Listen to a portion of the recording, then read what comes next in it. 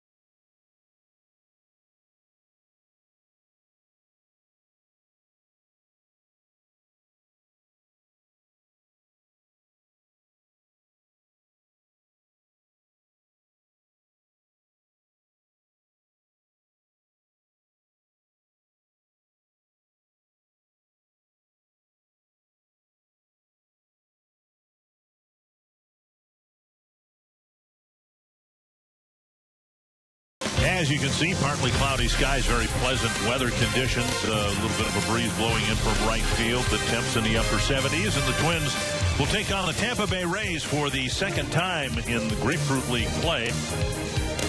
None of the players you see there were in Cuba yesterday for the Rays. They brought a lot of minor leaguers along to play the Twins here today. Braxton Lee leading things off. Jake Hager batting second. Jeff Decker third. You see the rest of the lineup. The lowest uniformed person here is number 60. It's only fitting, Dick, what, the Rays went through yesterday in Cuba, and congratulations to them representing Major League Baseball as they beat the Cuban team 4-1. But a lot of these players, I looked it up, they're AA, AAA type players, and they're going to get at-bats against Ricky Nolasco, who needs to have a good outing. Now, he's making his fourth A start. About 5 days ago, he pitched in the minor league game and worked very good. He worked 5 innings, gave up only a couple hits, a couple runs, but overall, those are his numbers from last year. 5-2, and then that right ankle gave him problems, and he ended up getting surgery, and his season was basically done. And And the Twins, who won yesterday, actually won 2 ball games yesterday. They had a split squad game or matchup yesterday, both here and up in Clearwater against the Phillies. And Nolasco's ready, and so is Braxton Lee. And we're underway. First pitch slapped to left. Eddie Rosario's there, comes in a couple of steps and a very quick first out. And one thing, being someone that pitched in the minor leagues, and again, a lot of AA, AAA type players, these young kids, even though they have a high number, they will come up and be swinging. Twins out in the field have what we anticipate will be their starting outfield on opening day in Baltimore. Rosario in left, Buxton in center, and SANO in right. One quick out, and there's a belt-high strike to Jake Hager. Nolasco will try to mix in that good fastball, establish that early curveball that he changes speeds with, a little cutter, and then the changeup. Just off the outside corner with an off-speed pitch, 1-1.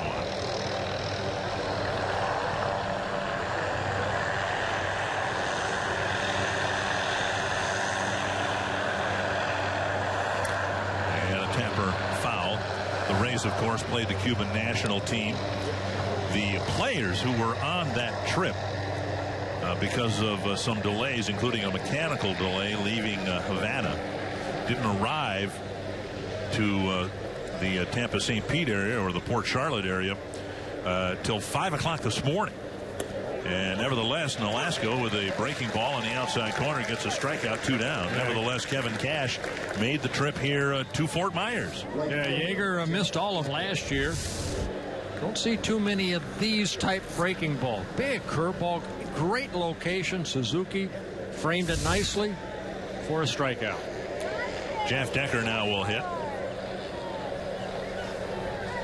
Decker, 26 years old. He has some major league experience with the Padres and the Pirates.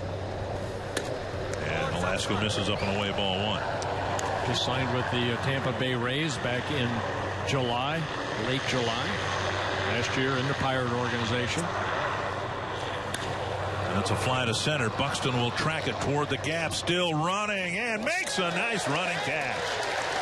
Byron Buxton showing his speed and range, and Ricky Nolasco has a very quick 1-2-3 first inning. Fans, it's time to check your Twin CBA program for a lucky number.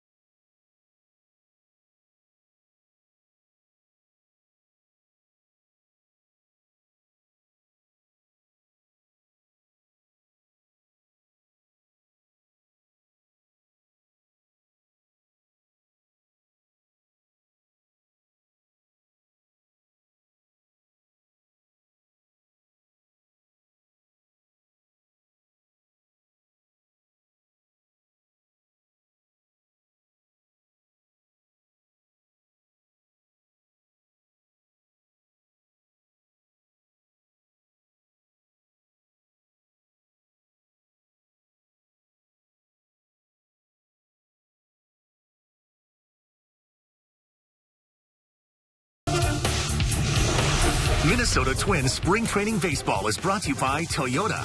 See where Toyota takes you. Test drive one at your Toyota dealer. Toyota, let's go places. Gorgeous weather here in Fort Myers with the Twins coming to the plate here in the bottom of the first inning. Fans enjoying soaking up some sun out in the grassy area in left field. Here's the Twins batting order. Byron Buxton made the nice running catch to end the top of the inning. He'll lead off. Joe Mauer homered yesterday. Miguel Sano hitting third. Trevor Plouffe homered yesterday. And then Eddie Rosario, the designated hitter, Carlos Quentin. Eduardo Nunez getting the start at short. Kurt Suzuki behind the plate. And the first time this year, Danny Santana's had a chance to start at second base. They're all facing veteran left-hander Dana Eveland. Yeah, Eveland signing as a free agent by the Rays over the winter. He's been around the block Last year with the Atlanta Braves, 9 different major league teams he has pitched for. You go back to the Milwaukee Brewers back in 2005. And the first pitch down and away to Buxton. Buxton's had an okay spring at the plate. He's worked very hard this week on his bunting. On the ground, into the hole, and that should be in. Yeah, there's no point in even throwing the ball. Buxton sprinting down the line. He is one of the fastest men in professional baseball, and if he can hit a ground ball like that past the third baseman, he'll get a lot of infield hits. No chance, no chance. And that's what Tom Bernansky, the hitting coach, and Rudy Hernandez just make contact. Hopefully the ball will find a hole, and it did right there. No chance for the shortstop to even throw it. Put it in your back pocket. But in a way, it illustrates the point of Buxton, who needs to be a good bunter. You saw where the third baseman, Leonard, was playing him about even with the third base bag, and as his bunting skills develop, at least that's the hope, that third baseman will come in even more onto the grass, and that'll open up more holes for infield hits to the left side. Here's Mauer, hit an opposite field home run in his first at bat yesterday.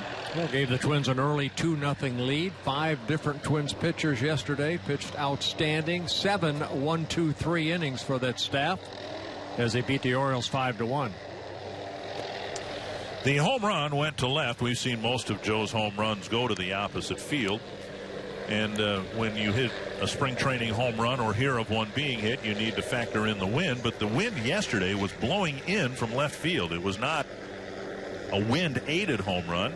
He told me yesterday before the game he feels a lot stronger than he did a year ago at this time, and there may be evidence in his first at bat yesterday, muscling the ball over the left field fence.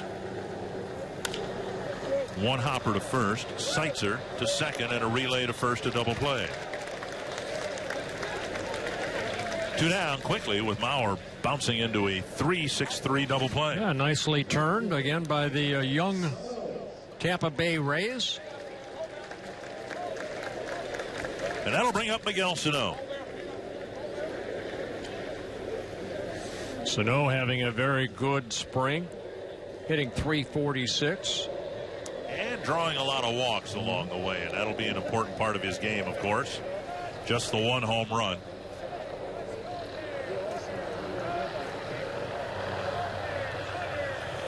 And a pitch outside, ball 1.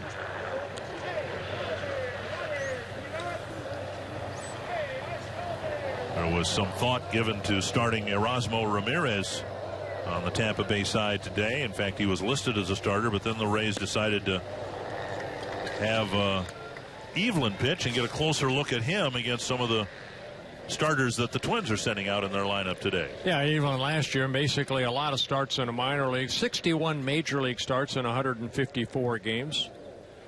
He's won 20 games at the major league level. Breaking ball over for a strike. I don't know that there's a team, at least in the American League, maybe in the major leagues, that's had better success than the Tampa Bay Rays in getting a veteran, a journeyman, if you will, like an Evelyn, and then seeing them blossom either in the Tampa Bay rotation or specifically the bullpen. That looked like that was very near the outside corner, but called a ball 2-2. Well, it's a young ball club that the Rays have already, and you know they're looking to compete in a very tough division with Toronto and Boston. 2-2 to the Twins right fielder. Breaking ball down the right field line back into the seating area. I think the word balance is something we're going to be saying a lot as it relates to the American League East, the American League Central, and the American League West. I think the league as a whole is going to be very, very balanced this year.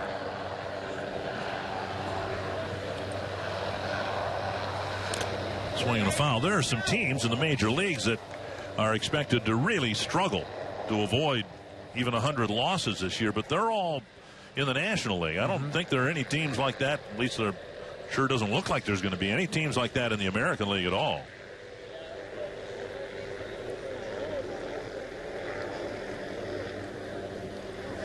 Another 2-2. And another foul.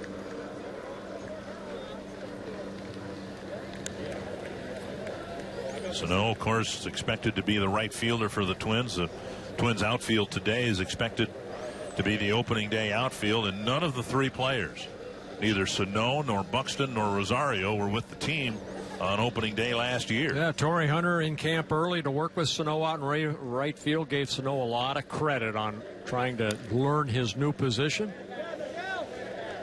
It's proving to be a tough out here. Evelyn really backed off on that pitch, 81 miles per hour, and SANO was able to stay back long enough to waste it, get a piece of it to keep the at-bat alive. SANO just 22 years old, 18 home runs last year for the Twins in just 80 games. Drove in 52, hit 269. Breaking ball to right center field. And Lee hustling in, makes the catch. Twins get a leadoff hit by Byron Buxton, but Evelyn faces just three men in the inning.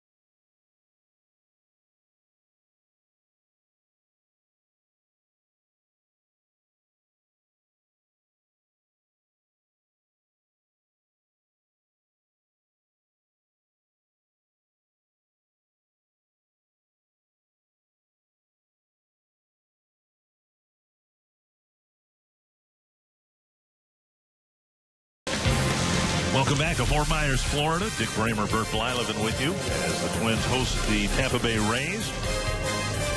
Ricky Nolasco faced just three men in the first inning. He'll face the middle of the Tampa Bay lineup, such as it is today. Kyle Roller, Patrick Leonard, and Cameron Seitzer. One thing we will watch throughout this ballgame as far as Nolasco out there, the velocity. Try to see if he can maintain that velocity at 92, 93. We know he has a good curveball, very good changeup. That fastball clocked at 90 here, just misses outside. Excuse me, called a strike. Roller, the Tampa Bay designated hitter, now in the dirt to the backstop, 1-1.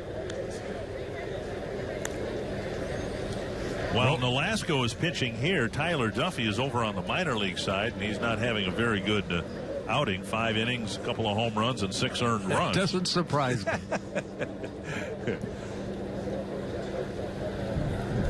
And you can imagine for Neil Allen and Paul Molitor, they would like to make some determination there. You see 91 miles per hour on that last fastball from Nolasco. When I saw him pitch here a little over a week ago, he hit 94 miles per hour. I think the gun here, as we said yesterday, is pretty accurate based on what I've seen this year. 3-1.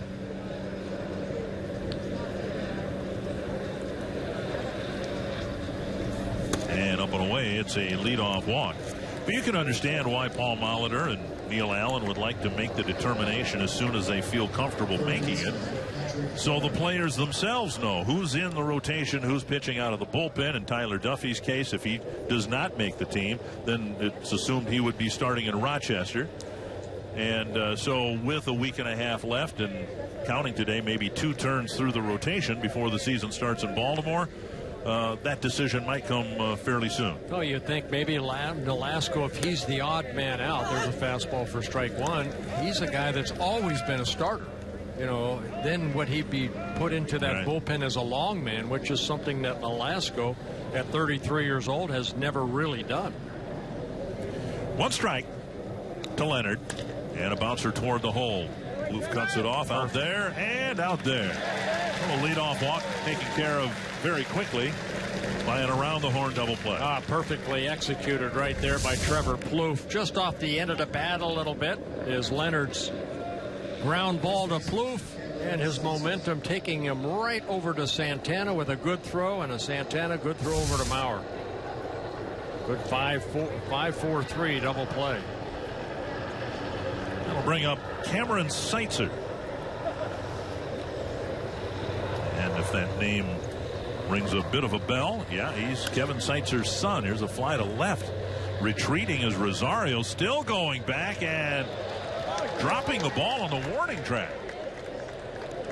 Rosario got there, looked like it hit his glove, but didn't stay in, and Seitzer ends up at second base. Well, that wind drifting that ball toward that corner, and with the wind blowing out to left field, we'll show you the flags a little bit later, but you can see Rosario thinks he's under it.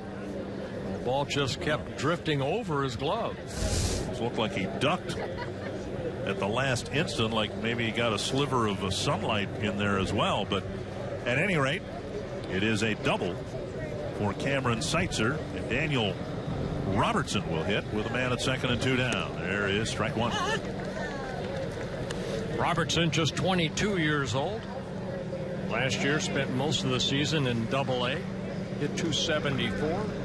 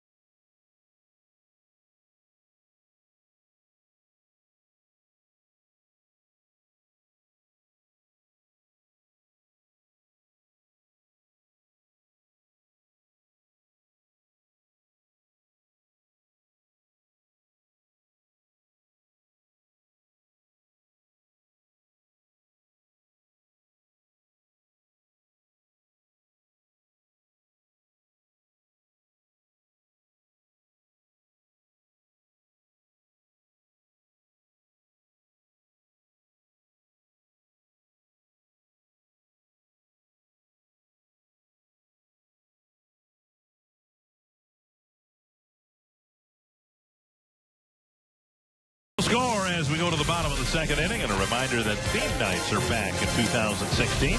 Packages include a game ticket and the exclusive giveaway item. Returning favorites feature Star Wars night with a Plouffe Skywalker bobblehead.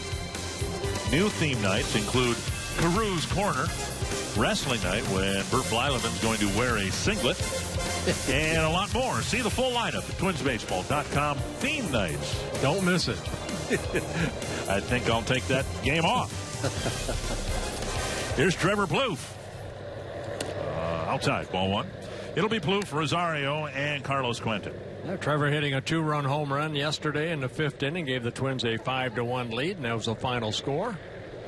For the win over the Orioles, Trevor has a couple home runs so far.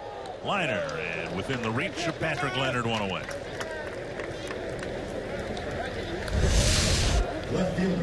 Something off speed. Trevor just out front, hit it sharply, but right at the third baseman, Leonard. That'll bring up Eddie Rosario.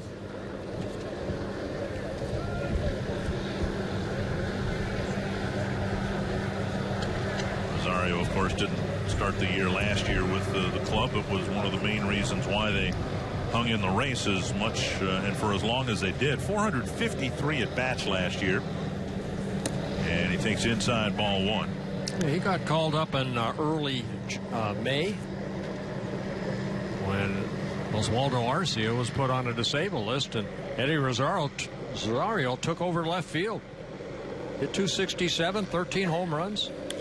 Popped up foul ball. It'll reach the seats. What was, and there were many things, of course, his throwing arm, as accurate as it was in the corner outfield spots last year. He'll be asked to play primarily left field. But you look at his stat line from last year, and it's not just the 13 home runs, 18 doubles, 15 triples. When you go double digits across the board on extra base hits, you're bringing a lot to the table offensively. Yeah, and he showed off some speed, too, with the 11 stolen bases. Inside and to the backstop, 2-1.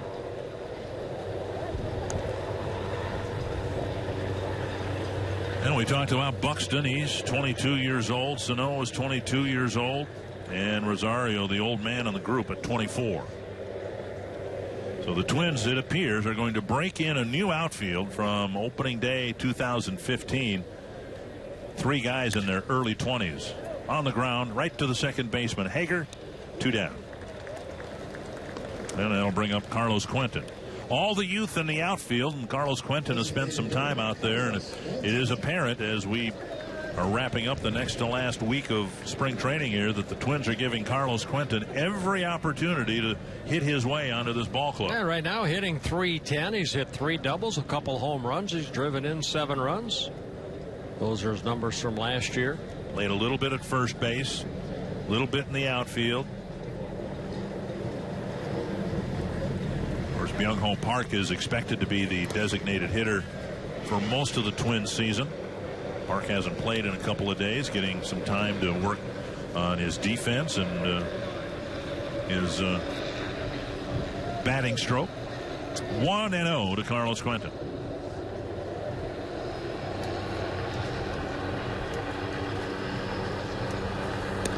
We talked about it yesterday.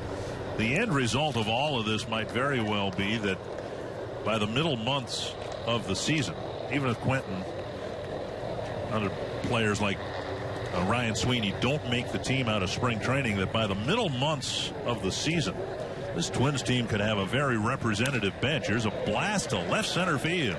Toward the gap, Lee is over, and he makes the catch on a warning track. A 1-2-3 second. Pretty well hit ball, but in the ballpark, and Evelyn has another 3-batter inning in the second. $2 pitchers. That's right, $2 in as it was.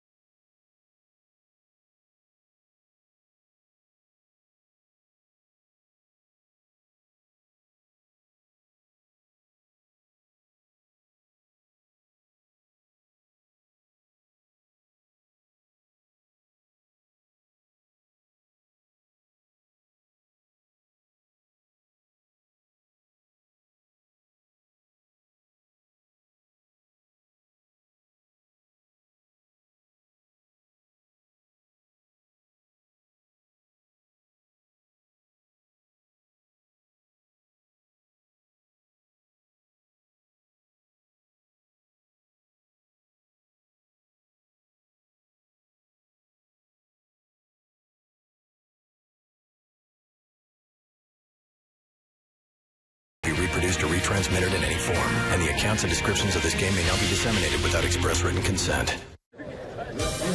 No score as we go to the third inning. The Lasco's given up a wind-aided fly ball double and a walk, but faced just 7 men through 2 innings. Dick Bramer, Bert Blyleven joined by a guy who's in the starting rotation. Kyle Gibson had a great year last year, looking for greater things. Kyle, we appreciate the time here this afternoon.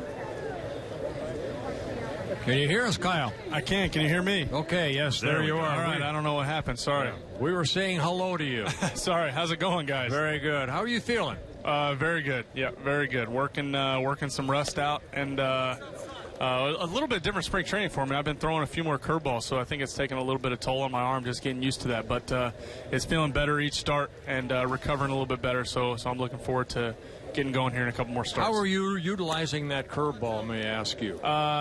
Really right now just trying to throw it as much as possible. I've told Murph and Suzuki, if you think about throwing a slider, we're going to throw a curveball first and then go to the slider. So using it, getting ahead, trying to use it 2 strikes, and really trying to use it in all situations. From the hole, Nunez comes up firing, and he airmails it over Mauer's head. It'll be a base hit, I suspect, for Johnny Field. Nunez got to the ball in the hole and then threw very high across the diamond. We saw that here the other day with Nunez at third base. He kind of off-balance throw over the second baseman's head right here as he kind of backpedals. You can see the throw just kind of airmails Joe Mauer. And it is an air charge to Nunez. And that'll bring up Jake Depew. But Kyle, is there a different grip that you use on the curveball over the slider? Yes, it is. Yeah, it's a little hard to explain it without the baseball. But yeah, I think I threw it last year, but one problem that I had was I just gripped it too tight, and it just wasn't coming out of my hand right. So this year, really tried to make the adjustment of holding a little bit looser, a little bit more out in my fingers, and I think that's allowed me to get out front a little bit better and get my fingers on top of the ball. And it's just such a different feel for me because I haven't thrown a curveball since high school. So really getting the feel of throwing that curveball motion, Bird, as you know, versus that slider motion, my hand's just in a different spot. Have you noticed any difference down here in terms of, at-bats against, and you're more concerned about the veteran hitters and maybe some of the minor leaguers, that it's given them a different look and given them something to think about at the plate? Yeah, I think that's been the interesting thing to see. So against Boston the other day, I threw it, quite a bit. And for the first time in maybe my entire career, I had back-to-back looking strikeouts on a changeup. And it was one lefty and one righty. And for whatever reason, I think it's just maybe causing a different look and just putting one other thing in the back of the hitter's mind. And before you know it, I was able to sneak a changeup in there, which just doesn't happen. So I definitely think it's accomplishing the goal that I wanted it to. Well, you know what? I watched you pitch here the other day. You worked into the 5th inning. I think they took you out because of the pitch count that you were probably on, but you got a couple double plays turned behind you off some pretty good sinking fastballs. Yeah, the other day was a little bit better than against Boston. Of getting out front, the sinker was really moving, and the more feel that I have of getting out front on the sinker, the more consistent it's going to be. So yeah, that's still going to be the bread and butter, and still going to be the pitch that I go to. But it's been really cool to see how the sinker, curveball, and slider and changeup kind of all play off of each other. Now you're getting spread out here. 4 1/3 innings last time out. Hopefully your next outing 5, 6. Is that what you're looking for? And then maybe one after that to get ready for opening assignment? Yeah, I've got 2 more. I don't know. I know this one will be 6 and 90, I think, on Saturday. I don't know what the next one will be. It'll be the last day of spring, but so yeah. I think that's kind of the goal for me is each time getting your arm more used to being stretched out and getting more endurance. Depew taking a fastball right there just above the belt for strike 3, and Nolasco picks up his 3rd strikeout. Kyle was talking about sneaking a changeup for a called 3rd strike. Nolasco's fastball at 92 miles per hour gets a called 3rd strike. 1 down, back to the top of the order, and Braxton Lee. Lee hit a liner to Eddie Rosario on the first pitch of the ballgame. Kyle, how is this spring training different for you? Because it wasn't that long ago, just a couple of years ago, you were trying to make the team and go north with the ball club. That's all been assured health-wise. We assume that'll be the case. There goes the runner at first, and Suzuki's throw is not in time, backed up by the second baseman Santana. But it sounds like it's different. Here you are for the 2016 regular season. You're down here in spring training working on new things, something you probably didn't have the luxury of doing a couple of years ago. Yeah, I mean, it's definitely a luxury and a good feeling, but you try to keep, most of those, complacent thoughts out of your head.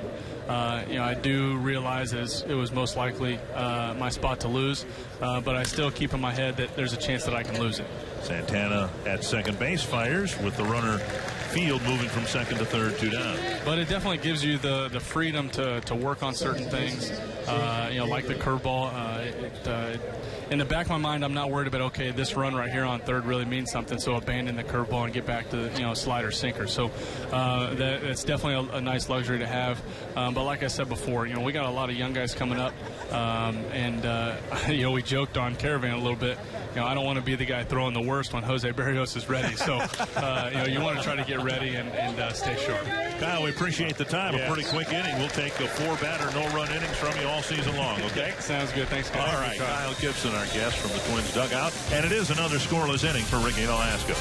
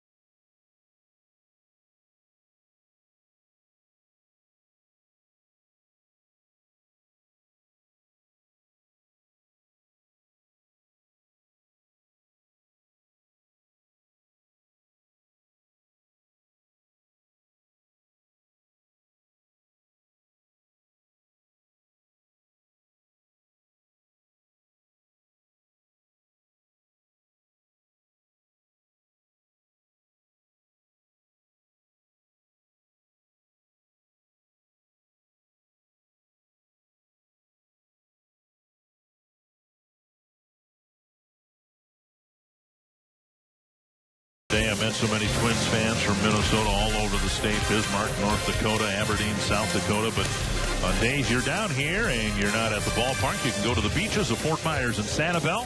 Find your island. Find warm, white sand beaches and find the moments that always end too soon. Memories last forever down here. Visit FortMyersSanibel.com. To convert with you from Fort Myers, Florida. A couple innings for Dana Evelyn.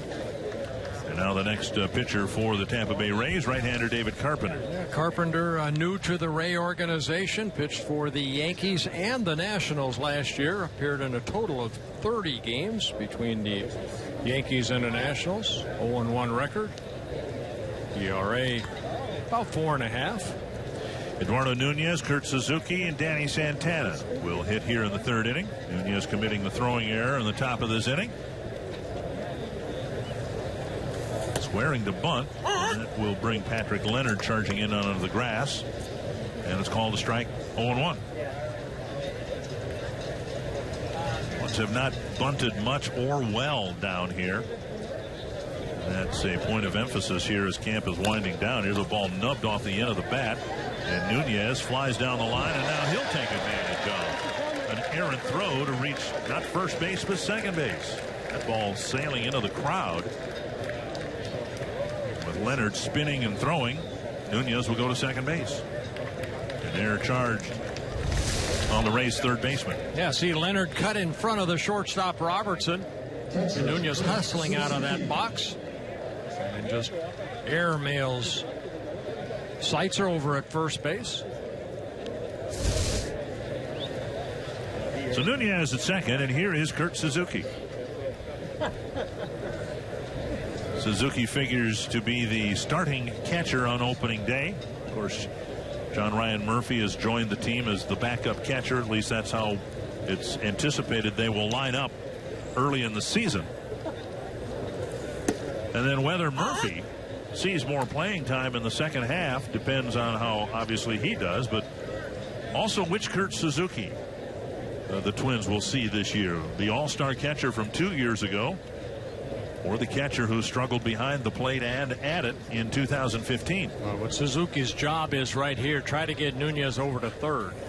And he does that with a sharp ground ball to the right side. Right there. Hager throws him out, but Suzuki, probably in his tenure with the Twins and going back to the Nationals and the A's, always a player with really good bat control. Yeah, and he did a great job. He knew what he had to do right there. Get Nunez over, maybe a base hit to right field, but shoot that ball the other way as a ground ball to second.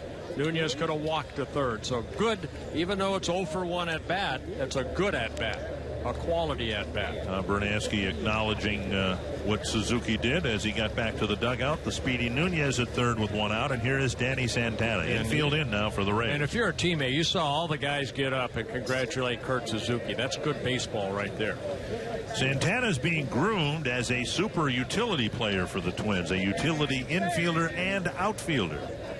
He was supposed to start at second base Saturday in Bradenton, but the game was canceled because of rain. So today is his first start at second base here. He played a lot of second base in winter ball this year. And, of course, 2 years ago, he was primarily a center fielder for the Twins. Last year, primarily a shortstop. Tapped foul, 1-1. He has played, Santana has, all 3 outfield positions here in Fort Myers this year, and third base, short, and second base. And the flexibility that he has shown, he says he enjoys it. Utility players will say that if they want to stay in the big leagues.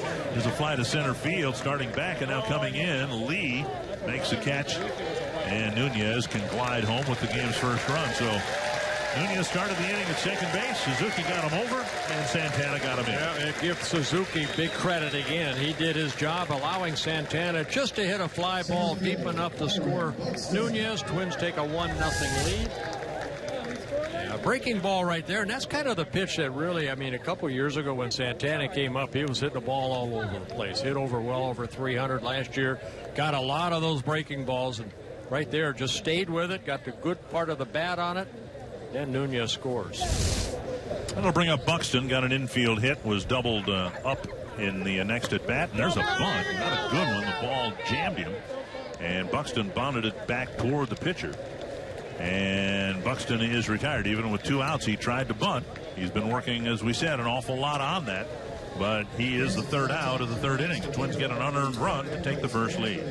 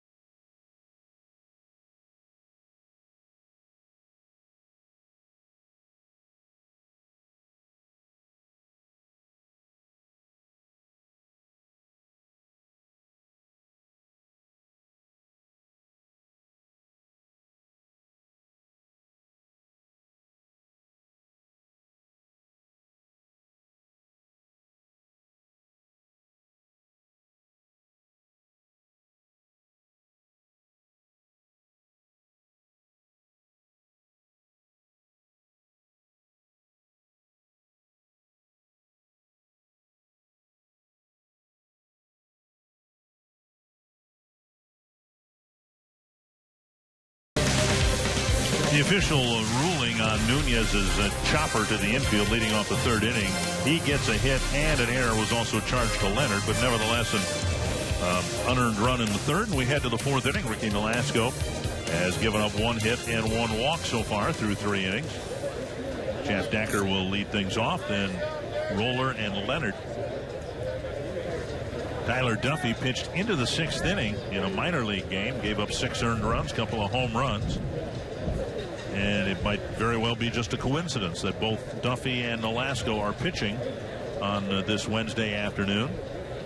But it might also be that the decision is soon to come. Here's Mauer backpedaling and Nolasco covering the bag.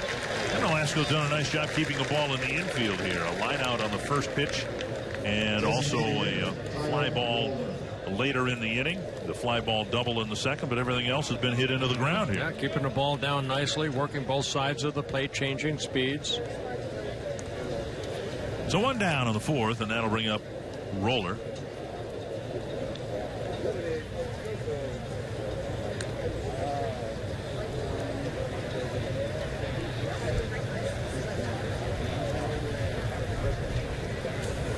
And shaving the outside corner, strike 1.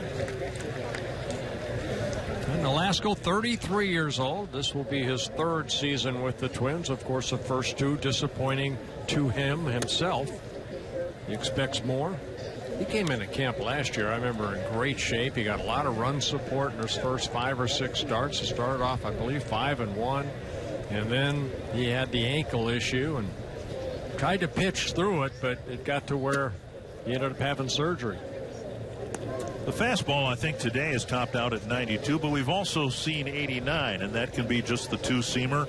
That's a little bit off the 4-seam fastball. I wanted to talk with Kyle Gibson about that. I think we probably are guilty of making too much about fastball velocity as long as it's there when they need it. In Nolasco's last start here against the Orioles, he did not have a particularly good first inning and was, throwing 89, 89, 89. Then at the end, when he needed it to get out of the inning, he threw 94. And if you're a veteran as he is, and you've got 94, you don't need to throw that all the time. No, you really don't. And a great curveball right there. Good tight rotation. Strikeout number 4 for Nolasco. Now, again, the Nolasco here to... It all keys off the control of the fastball. Nolasco working nicely, getting ahead in the count. There's a little slider right there. First strike 1. 1 strike to Leonard. Bounced into a double play his first time up. A fastball that clocked at 91, and it clipped the corner 0-2. Yeah, you look at Nolasco's numbers: 100 major league wins, over 1,500 major league innings. You learn how to pitch. You see youngsters sometimes overthrow. Nolasco just missing with a fastball there at 93.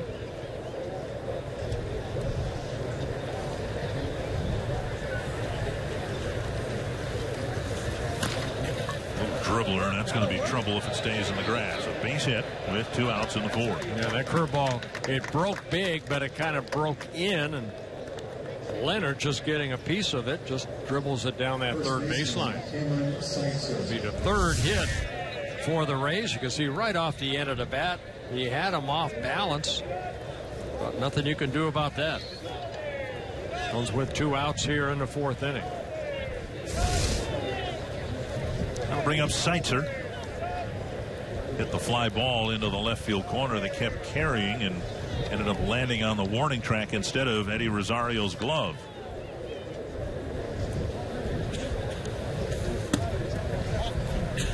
Seitzer, big left-handed hitter. His dad wasn't quite as big, but was a really good right-handed hitter and one of the better students of hitting. Of course, he learned from George Brett, who learned from Charlie Lau, and Kevin Seitzer has been a major league hitting coach with the Royals. And Cameron's coming out of some pretty good hitting genes with Kevin Seitzer. Yep. Yeah, Cameron, 26 years old, born in Kansas, Overland Park.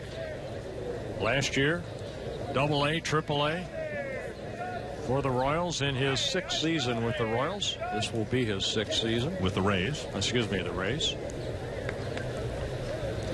Good sized kid. They have him listed at 6'5", 220. Runner at first goes. The pitch chopped foul. Leonard taking off for second base with 2 outs. And the count's 1-2 to Seitzer.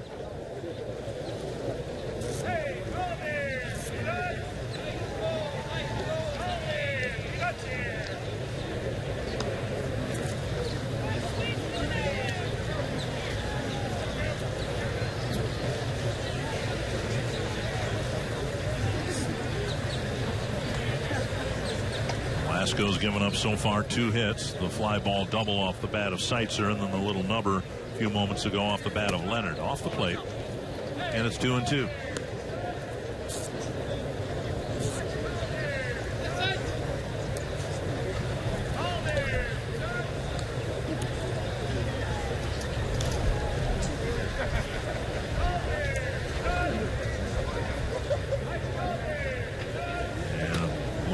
And a throw over to keep Leonard honest.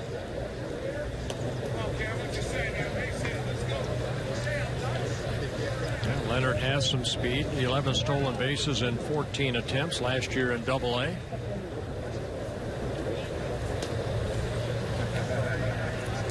Talking about Suzuki struggling behind the plate. It wasn't so much in pitch calling or framing, but really had a difficult time throwing. And of course, it's not just the catcher's fault. We've seen Nolasco here trying to keep a closer eye on Leonard. He stays put on the 2-2 pitch. And Suzuki comes up ready to fire, but the runner didn't go. Well, sometimes it's how quick that catcher can get the ball. Now, that last pitch, Nolasco utilizes that high leg kick. So you're thinking, you know, if you're a good base runner, he'll be taking off here on 3-2. Well, with 2 outs. You like that slide step on a 2-2 over a high leg kick. So you think he's going here full count with 2 outs? I'll bet your house on it. Hook foul.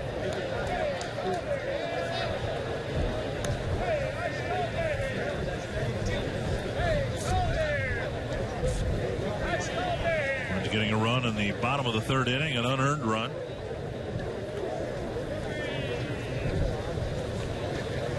Velasco trying to win a spot as the team's 5th starter.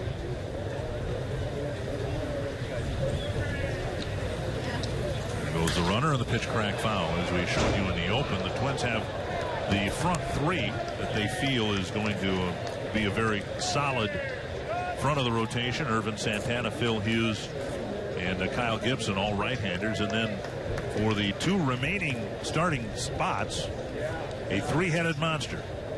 Tyler Duffy, who might have been the Twins' best starting pitcher at the end of the season last year. Tommy Malone, who did well toward the end, and Nolasco on the mound. Runner goes again, and the pitch chopped up the line, and a fair ball. Mauer with the catch, steps on the bag. That takes care of the Rays in the 4th inning.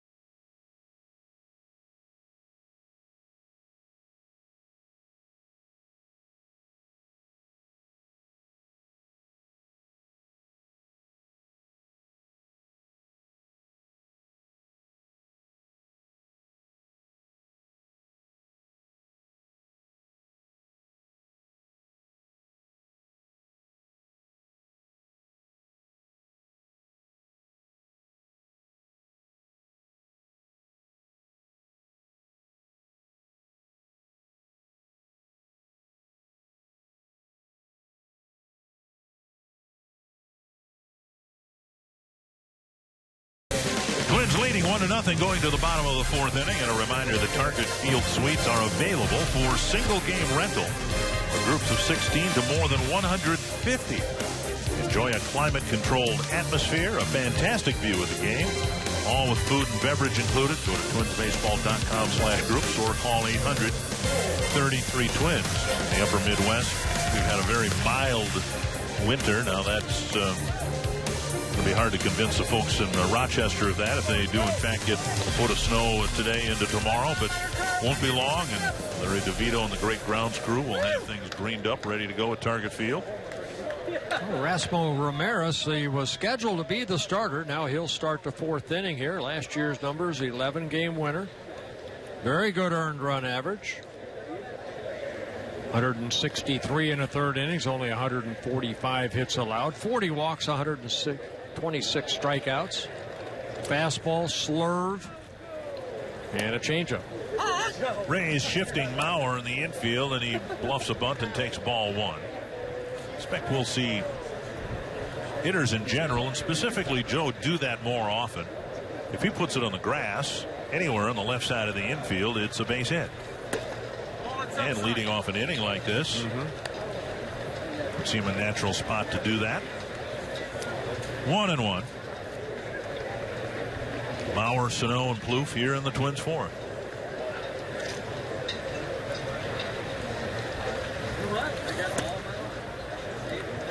The outfield playing Mauer about as straight up as we've seen in a long, long time.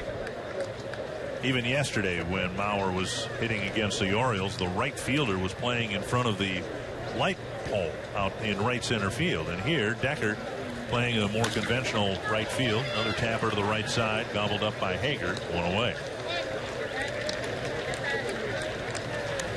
That'll bring up Miguel Sano.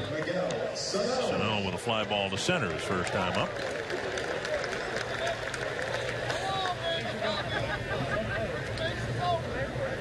And Sano with a quick sketching of the letter A in the dirt before every at bat in honor of his infant daughter Angelica, who passed away about a year ago.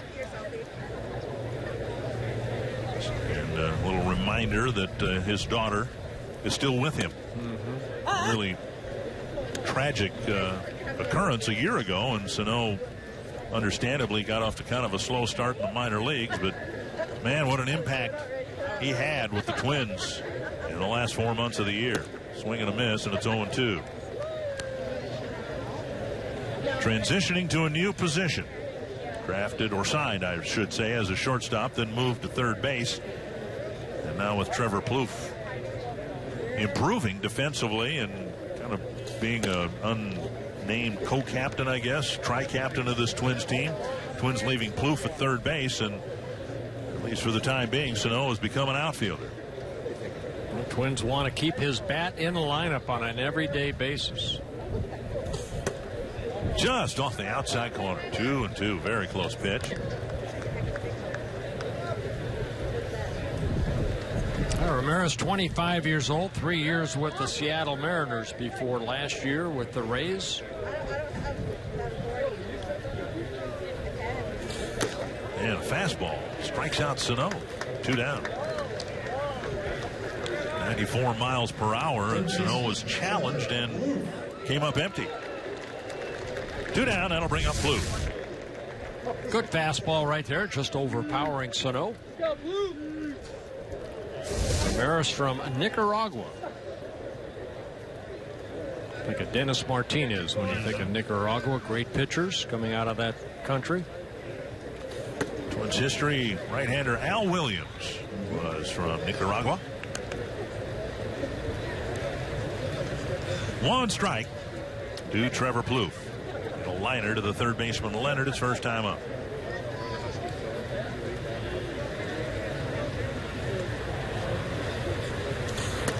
And a fastball cuts the plate in half, 0-2.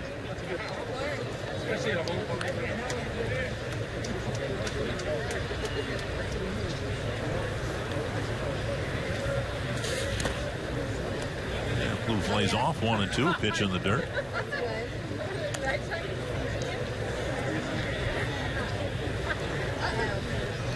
You know, Ramirez, not much of a delivery, kind of almost like David Price, just kind of stands there and gets that, for him, that left leg up and then delivers toward home plate. A lot of guys will step back to get the momentum, to get to that balance point, but Ramirez basically almost like out of the stretch. Well, earlier we had Kyle Gibson with us. Kyle does that. Hardly uses a windup like David Price. Plouffe with a swing and a miss on the breaking ball. And Ramirez has a quick 1-2-3 fourth inning with a couple of strikeouts. They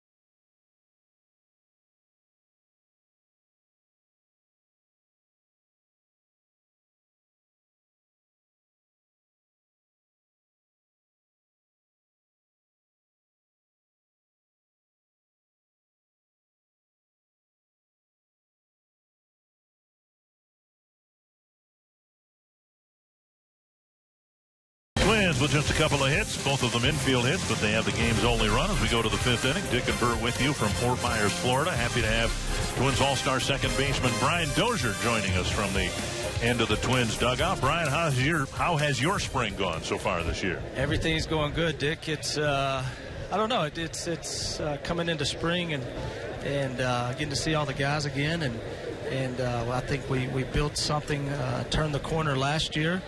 And coming into this, I know everybody's kind of was excited, and now it's to the point I think we're ready to get out of here and head north. Hey, Brian, you're sitting back relaxing a little bit today. You're not in the lineup. You were in the lineup yesterday. Let the fans know, what does a player like yourself that's going to play, hopefully 162 games a year for this year, what was your routine before you're sitting right where you're at today?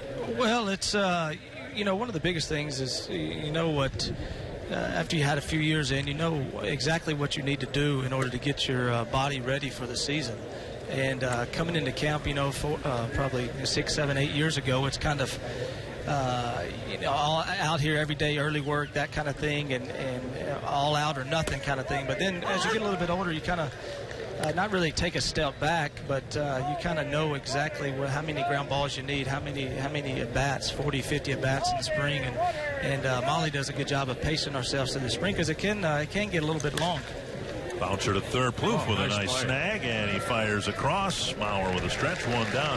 Brian, early on, I know you had to be gratified. If you would like to be a hitter, uses the whole field a little bit more, and early on it seemed like most of your hits were going to right field. Well, that's, it's a thing that me and Bruno kind of, we talked a lot this offseason. And each and every year you take a step back and you try to find ways to get better in every aspect of your game. And it's not revamping your whole swing or total mechanics or anything like that. It's how can I get better at certain things, whether it's base running, defense, turning a double play, or using the whole field. And Bruno and I have been working pretty hard this spring to cover more of the plate, so to speak, and train the path of your swing. And whether the results are using the whole field and hitting more balls to right field, or just taking the ball that's an inch or two off and pulling it down the left field line, whatever that is, but training the path of my swing to be able to cover a lot more of the plate, and we've been doing that. Brian, let's talk a little defense. You bust your tail end. You're a guy that's not afraid to get dirty, but you've gone through a lot of different shortstops, and now it seems like you and Escobar work so well up the middle. Well, he makes my job a lot easier. He's a guy, I feel like he's one of the most underrated guys in all of baseball. You just put his numbers alone up against some of the premier shortstops in the games, and it's bar none right up there with them. And what I love about Escobar so much is we get so infatuated nowadays with the web gyms and the Sports Center, the highlight plays and all that kind of stuff. But Esky's the type of guy defensively that he makes the routine play pretty much 100% of the time, and that's what you need up here as a big league shortstop. That's a good thing for younger guys to see as well. And when you have that strong shortstop, that when the ground balls hit to the left side, that he's pretty much going to make the play, that's what you need. Well, it's funny you should say that, because that's exactly what we were talking about you guys yesterday, you know, between Escobar and yourself. Just make the routine plays, the fancy plays, yeah, they'll happen here or there, but just be steady. Yeah, the last thing you said, be steady, and Molly preaches that when there's a routine ground ball that is supposed to be made at this level, that it's got to be made. And we get so caught up in fans and everything of the highlight plays, which is great and all. You want to see those and stuff, and the diving plays and from your knees and all that kind of stuff. But when you're fundamentally sound, you make the routine plays, that's what you want, especially as a shortstop.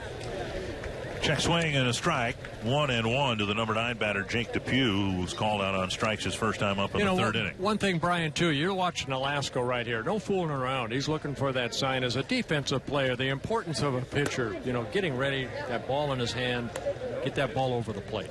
Yeah, I'm telling you, speaking for the defense, anytime you have a pitcher, and Bert, I don't know if you worked fast. Oh, yes, I did. And, I mean, the pace of play and everything just skyrockets. We love that. Nice play by Danny.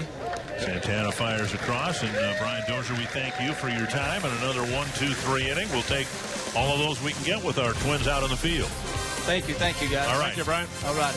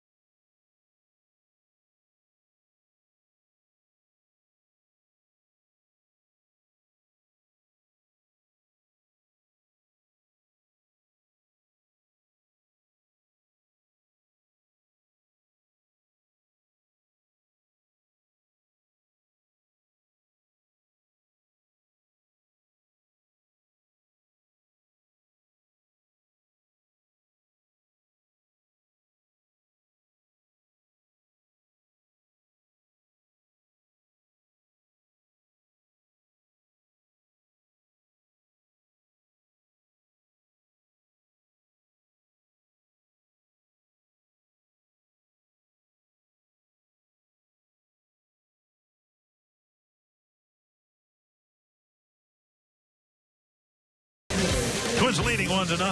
Dick Bramer, Burt Flyleven, joined by Brian Dozier, who's been nice enough to give us another half inning. Yeah, you know, usually guys just want to get away, just don't want to talk to us anymore. See, Brian asked us if he could stay another inning. Probably changed a little bit. Mike Pelfrey's with the Tigers now, so Brian, I don't think, is getting pelted with sunflower seeds or anything like that. Oh, God, thank goodness. Yeah. Let's hope that doesn't happen. Hey, Brian, Twins fans really enjoyed having Torrey Hunter with the team last year. And, of course, he's not back with the club this year. He's retired and sitting in his rocking chair right now in Texas, I'm sure.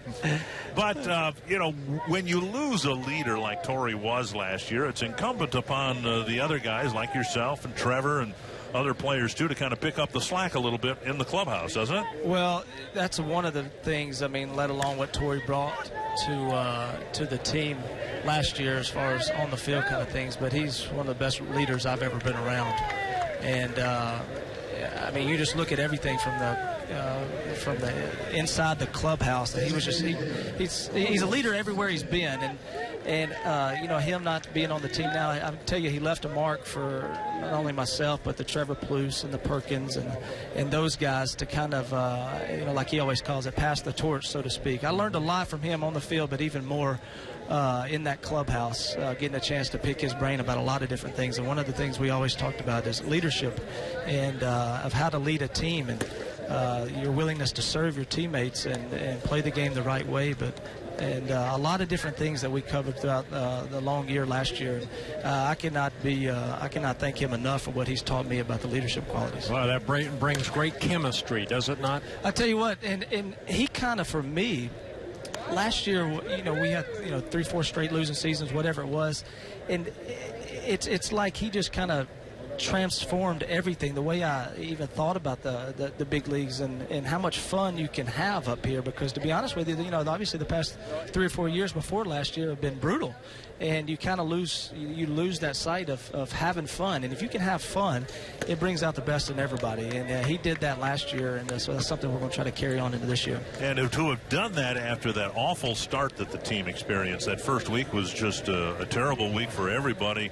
And yet I didn't sense from Torrey or from you or any of the other guys that there was any sense of panic after that 1-6 start. No, and there wasn't. And that's something he kept reiterating over and over. And just to give fans a little insight, that 1-7 start when we started in Detroit and we came home, we're 1-7. We're all panicking and we're all starting to press and all this kind of stuff. And all of a sudden, he brings in these strobe lights and gets on the mic and starts dancing and all the smoke machines and everything. We're like, whoa, previous teams were like, hey, we might not need to do that. We might need to win a few more games before we're able to do that. And his outlook on leadership quality and stuff is right out the gate through tough times. We're still having fun. It's a long year, and he got that in our minds, and it took off from there.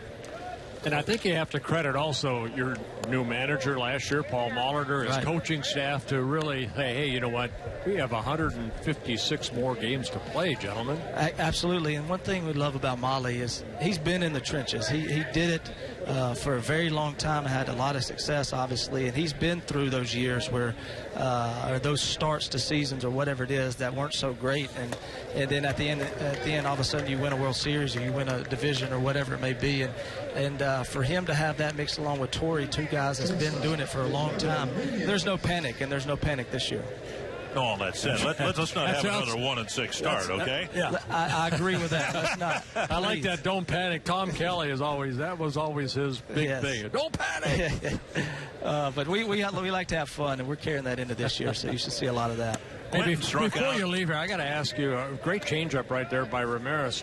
You kind of watch, too, because you're going to probably face Ramirez when we do play the Rays. It's a pretty good changeup right there. Yeah, well, one of the biggest things, and I keep going always back to Torrey, but he taught me more than ever, him and Molly, picking up little things with pitchers, their tendencies more than ever, and try to know what's coming before the pitcher even throws it, by tipping pitches and stuff. Torrey was the best at picking up the little bit of, every little detail to a pitcher's glove, his breaths, his shoulders, every single thing. And bar none, I feel like he knew what was coming before the pitcher even released the ball half the time. So count is 1-2 to Nunez. And down the middle, a strike. Brian, you want to give us another 2-3 innings? Hey, we can do whatever you want. Whatever you want. We will let you go, and thank you earnestly for the time you gave us. I appreciate it, guys. Thank you. Thank you, Brian. All right. A scoreless bottom of the fifth, and it's still 1-0.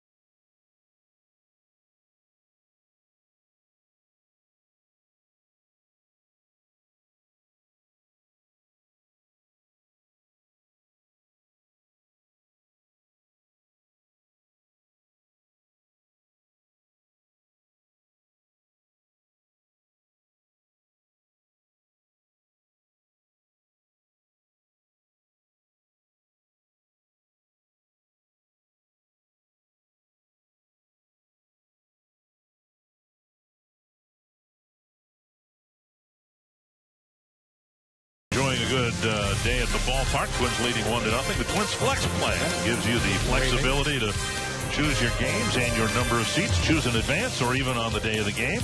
Don't plan, Flex Plan. Go to twinsbaseball.com/flex or call 800-33-TWINS to learn more. Look, I like the way that Nolasco has gone about his business so far. 5 shutout innings, only 2 hits allowed. Wasn't that young man there, but as I met some fans before the game today, and I always like to ask the kids who are down here why they are not in school. And, you hear varied responses. Well, my parents, took me out of school, or, whatever. I'm on spring break, whatever. I asked a young man today why he wasn't in school back in Minnesota, and he says, because I don't want to go to school. And that was the most honest answer I've heard down here. That was refreshing. Well, hopefully he just wants vacation. He's got to go to school. Even I went to school. You went to school, didn't you? Yes, I did. Yes, I did. I don't know this. I wouldn't be surprised if you might have gone to school longer than I did. But there's a good chance. Foul back 2-2. Twins made a roster move a few minutes ago. Twin Cities native Mike Strong was sent down, clearing a spot on the 40-man roster. And we've talked during our 2 telecasts about Carlos Quentin, signed to a minor league deal, Ryan Sweeney, and Fernando Abad, who signed to a minor league deal. If the Twins add any of those players, they first have to put them on the 40-man roster. And right now the 40-man roster has 39 players on it. So the move with Mike Strong was done to allow the Twins to add somebody who was signed to a minor league deal to the major leagues. This one squirted over the third base bag. And it will be a leadoff double for Lee. Oh, he is out at safe at second base. And now second base umpire.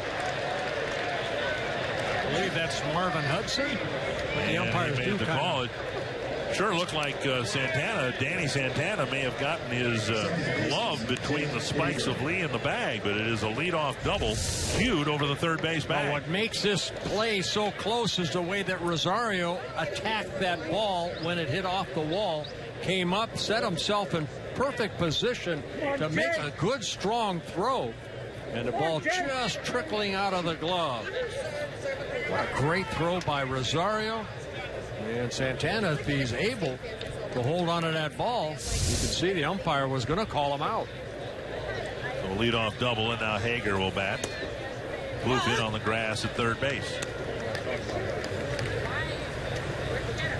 Hager called out on strikes in the first and hit a ground ball to Danny Santana at second in the third.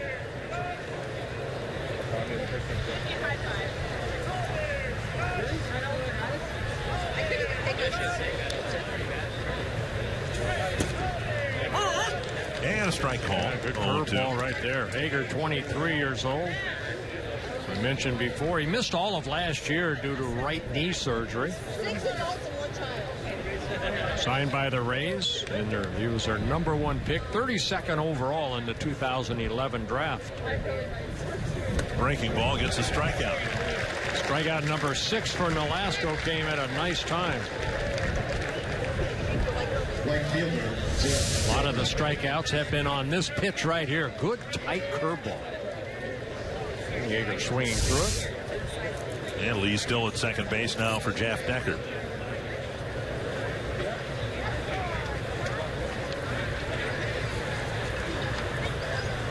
With one out, Plouffe playing back on the skin of the infield. And Decker, 26 years old, originally signed by the Padres back in 2008. Mentioned his first at-bats, some major league at-bats with the Padres and the Pirates. Total of 59 at-bats, 10 hits. Has a major league home run.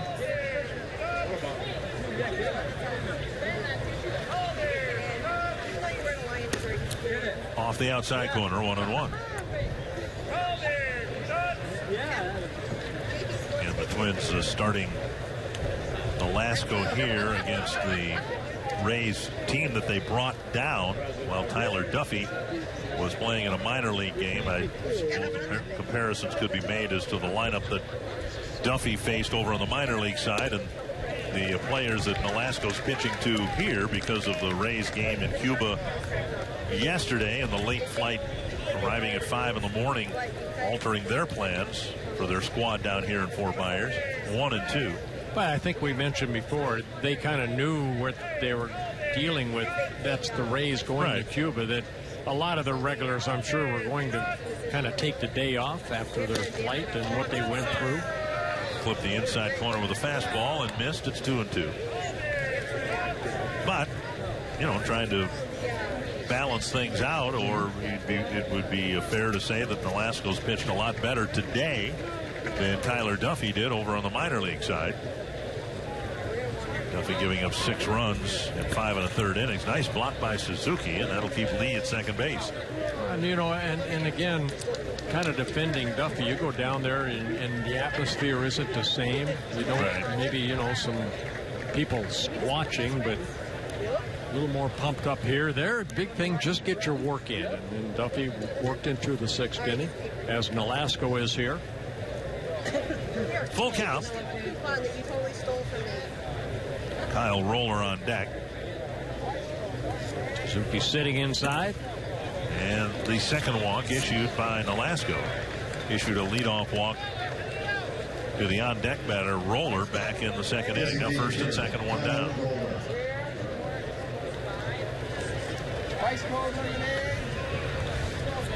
Well, the pitch count very good. You can see 18 pitches, the most he needed. That was in the 4th inning. Activity down in the Twins bullpen. The Twins are hoping that Nolasco can get another ground ball double play here. There's a chopper right side. Mauer to Nolasco. Both runners move up, 2 down.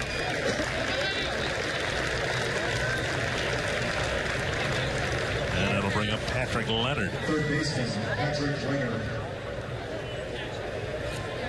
Ryan O'Rourke warming up down in the Twins bullpen. Yeah, he just got up. Somebody else standing down there who might be warmed up a few moments ago. Nolasco trying to finish up his 6th shutout inning here. 2 men in scoring position with 2 down.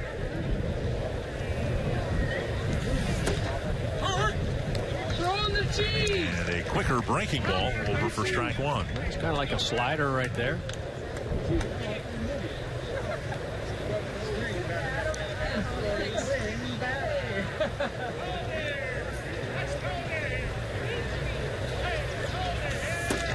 And a fastball.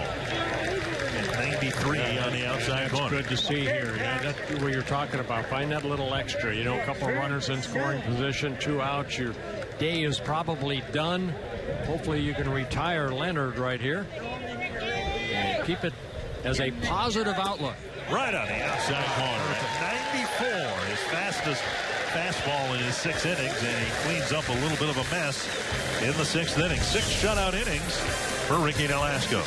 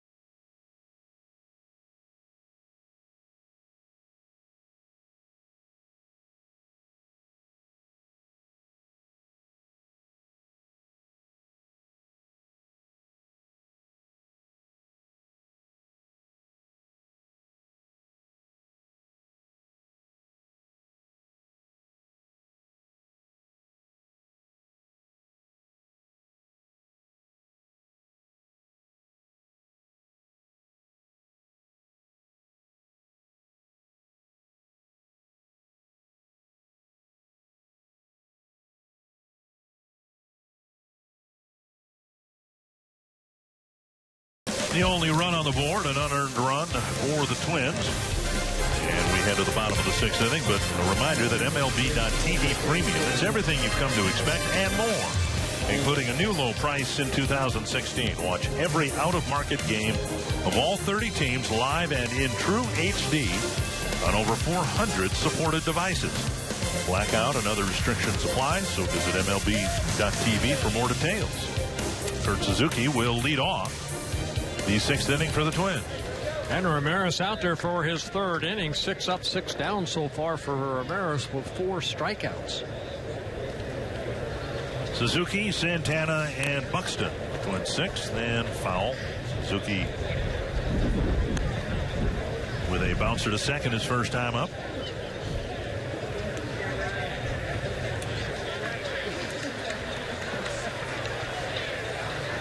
Suzuki with the ground ball to second, advanced Nunez from second to third, and then Nunez scored on Santana's fly ball for the only run in the game so far. Swing and a miss, 0-2.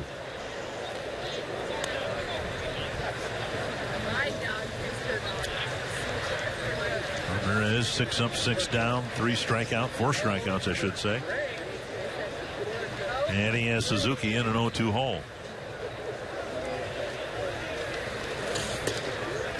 And a fastball crackling in at 92. A called 3rd strike. 5 strikeouts for Ramirez. And that'll bring us to Danny Santana. You're talking about Santana as he was driving in the only run of the game so far. And the notion of having a super utility player could impact players like Carlos Quentin or Ryan Sweeney or any other position player. The Twins are hoping to leave camp with 12 pitchers. There's a bunt and a beauty if he can force Seitzer to make the play, and he does. And it's something the Twins, Santana, Buxton, a lot of players have been working on some bunting, and Santana executes that bunt perfectly. Yeah, we saw Buxton in the 3rd inning try to bunt, and he hit it right back to the pitcher perfectly. Bunted right here by Santana. Take it with you. You see where Seitzer is, the first baseman. He has to come in and field it. Ramirez can't get to it, which opens the door for the speedy Santana to get that infield bunt. Buxton tried to bunt for a hit with 2 outs in the 3rd, bunted it back to the pitcher, got an infield hit in the 1st. But to try to wrap up the thought on Danny Santana, because if he makes the team as it's expected as a super utility player, well, the Twins have all 3 outfield positions covered and 3 of the infield positions covered with 1 man. And that might mean an awful lot to someone like Carlos Quentin or Ryan Sweeney. Darren Mastroianni is an outfielder, a spare outfielder, but his chances of making the team are enhanced provided Santana stays healthy. This young man at first base, he's got some physical tools. He's got some speed, a switch hitter, chance to, forget about what happened in 2015 and be a key member, and it may allow the Twins to keep an extra bench player because of his versatility. Well, you think of a Nick Punto in Twins history, a guy that can play so many different positions and mean so much to a ball club throughout a 162-game schedule. But I don't know that the Twins have had a utility outfielder, infielder like that since maybe Denny Hocking, who played quite a bit in the outfield, even though he was known more as an infielder. 1-2 to Buxton. Twins have seen a lot of at-bats with Buxton in 2-strike counts, and he's fought his way back from more of them than he did last year. And that, even though the batting average is not, it starts with a 2 and not a 3, he's had more competitive at-bats with 2 strikes than we saw in the big leagues last year. Well, again, what they're looking for, Tom Bernansky, Rudy Hernandez, just make contact. 2-2, and Santana checked it first.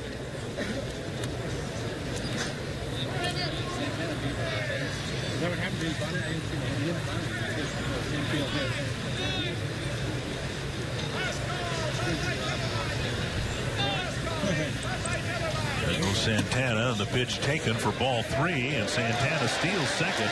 He'll try for third. Lee comes up firing, and I'm not sure what happened. It must have slipped. The ball rolling free in short left field, and Santana will score. Only thing I can figure is Lee lost his footing as he tried to release the ball. Yeah, Lee came hustling in, and then when he released the ball, it just slipped out of his hands, ended up in short left field. So the speed of Danny Santana steals his third base of the spring, and then pops right back up, picks up where that ball is, and it shoots into center field. There he goes. And then Lee's a rare throw. He picks up third base coach. They told him the score, so Twins take a 2-0 lead. And now the count's full to Buxton.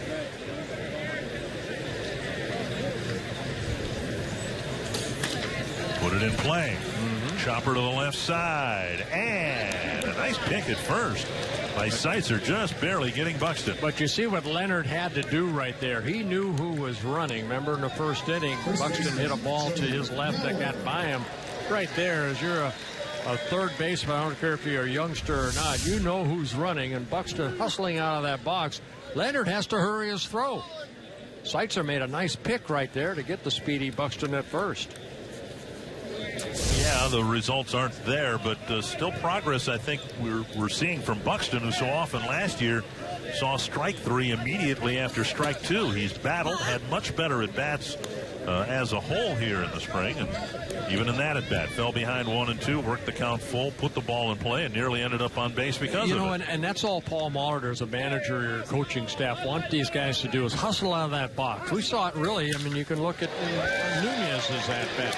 Mauer strokes it solidly, cut off in the gap by Lee, and Mauer has a double. We mentioned it yesterday, and then Joe, of course, crossed us up and hit an opposite field home run. But what we've seen from Joe this year is the ability to do more of that. Pull the ball with authority, this time to the right center field gap. Fastball right there. And Joe, a lot of times we'll see him take that ball to left center. Instead, he turned on it, hit it to right center. Lee has to hustle to the warning track to get the ball in. So a 2-out double for Joe Mauer. I want to go back to Nunez in the third inning. Remember, he hit that ball that Leonard got an error on, but it was the hustle of Nunez out of that box that made Leonard kind of hurry his throw. So the hustle of the Twins here this afternoon have come in handy. And here is Sano. Fly to center and a strikeout. Sano saw a 94-mile-per-hour fastball from Ramirez and swung through it. See if he gets a fastball again, this time taking one low, ball 1. Showed you Kepler running for Joe Mauer at second base. Kepler fine. He was in the starting lineup yesterday and was experiencing migraine-type symptoms. And Sano takes inside. I talked with Kepler this morning, and he said he feels fine now. It wasn't really a migraine. He says he's had it from time to time, not a chronic problem, but when there is a big weather change, as we had here, not as big as they're having in southeastern Minnesota, but, you know, it had been in the upper 80s here and then cooled off sharply. And he said going back to his childhood in Germany, he has had some issues, inner ear aches and things like that, and the Twins decided to just take it easy with him and send him home yesterday, and he's perfectly fine here today. It's good news. 2-1 to Miguel Sano.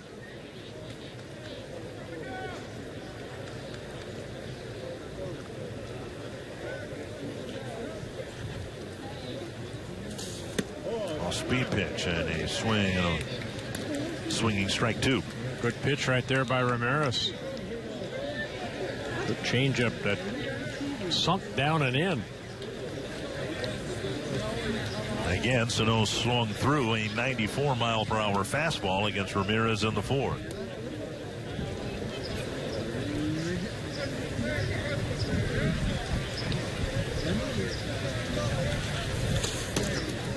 Now off the plate.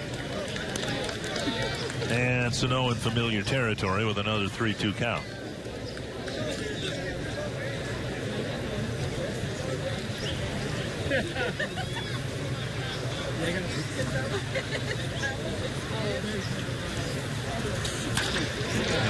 It was very foul. Yeah, Ramirez went back with that changeup, and Sano hooked it foul.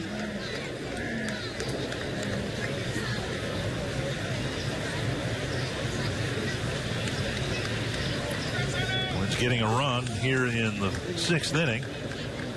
couple of Tampa Bay errors have helped, but now a runner at second with 2 down. And he got him another strikeout, this time on an off-speed pitch. The Twins get one and leave. Kepler at second base. It's 2-0.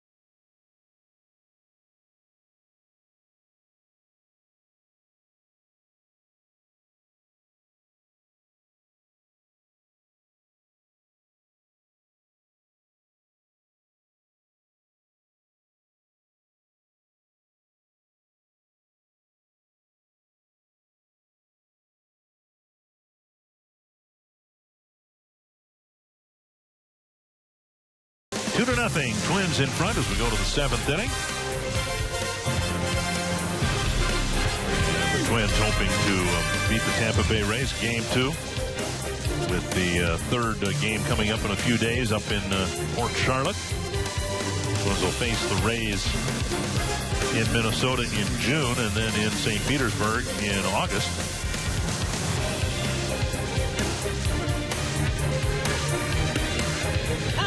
And strike one, Ryan O'Rourke, or excuse me, Glenn Perkins in the ball game now pitching for the Twins. Yeah, Perker worked here a couple days ago, making an appearance here. This will be his 6th A-game start. And a little pop-up deep short. Nunez is there to make the catch. And the pinch hitter there was, well, it said Cameron Seitzer, but we know that's not him, even though he's wearing the same number as Cameron Seitzer. They have 2 number 71s. Seitzer, a left-handed hitter. 1 down. And Daniel Robertson, the scheduled batter.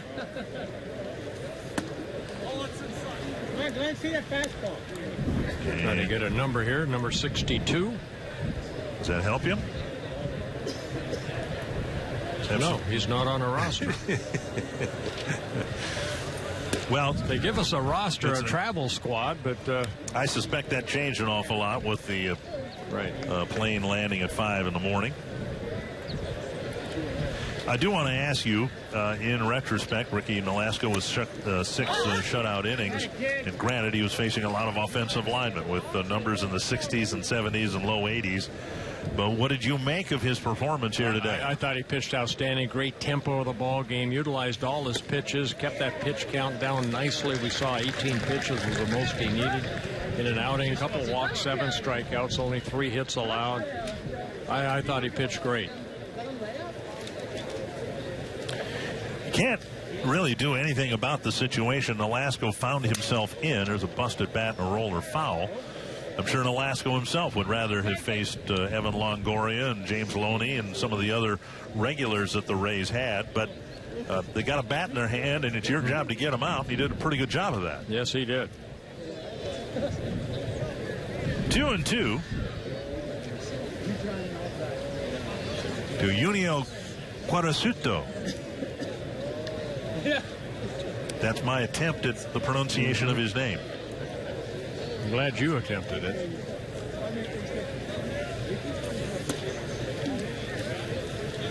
We got you through Andresima Despaigne yesterday. I got Despaigne in there. The first name got me. 3-2. And Perkins misses up high with an off-speed pitch. He thought he had the upper register of the strike zone, but he missed with a one-out walk.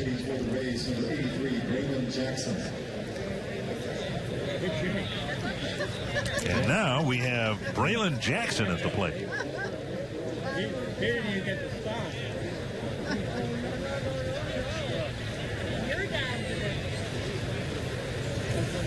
Down and in. Nice pick by Suzuki.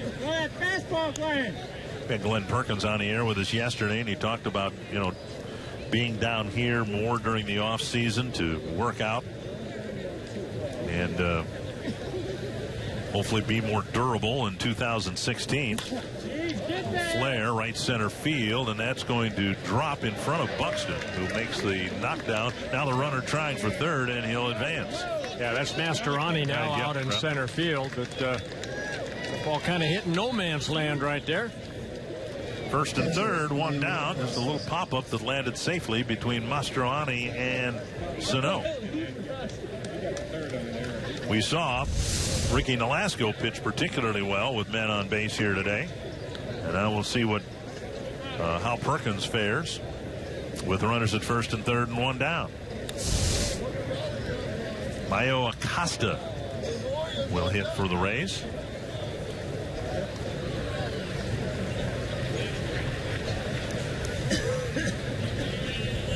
Acosta from the Dominican Republic. He pops it up wide of first. Kepler tracking it near the tarp and can't make the play. Kepler in foul ground near the tarp. Might have gotten leather on it, but he couldn't hang on to it. One strike.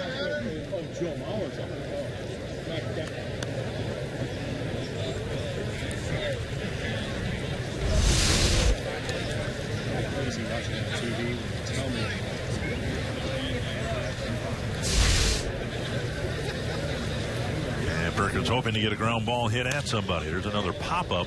And Kepler looks at this one, spinning back into the seats, 0-2.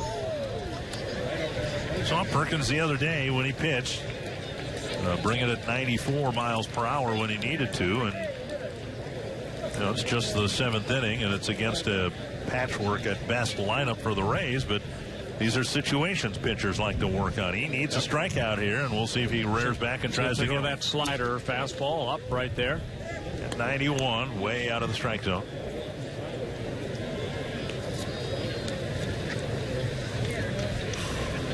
One of the things that's made Glenn a three-time All-Star, a strikeout pitch, actually two of them. The fastball and a biting slider to right-handed batters. He missed inside with another fastball, and it's a full count.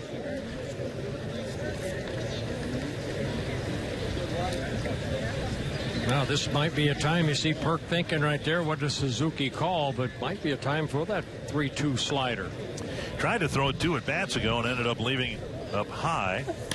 The ball hit high to center. Mastroianni tracking it, the wind pushing it, and Mastroianni can't get there. And one run will score. And second runner being waved in. Here's Nunez's throw, tailing, and it's a tie ball game, 2 apiece.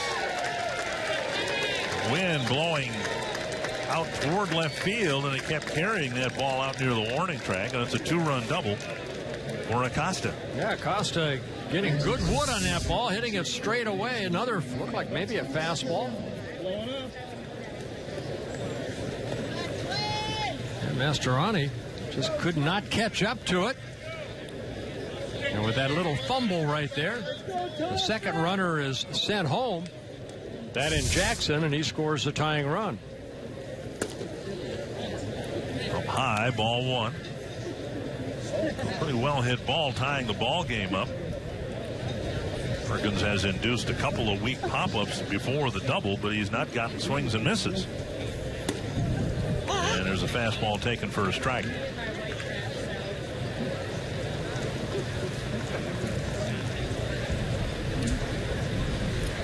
This is Thomas Malone, not Tommy Malone, although he probably has been called that a time or two in his life.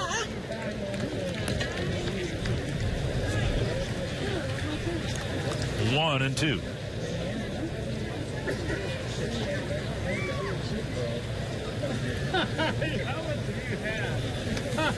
There's a slider off the plate, 2 and 2.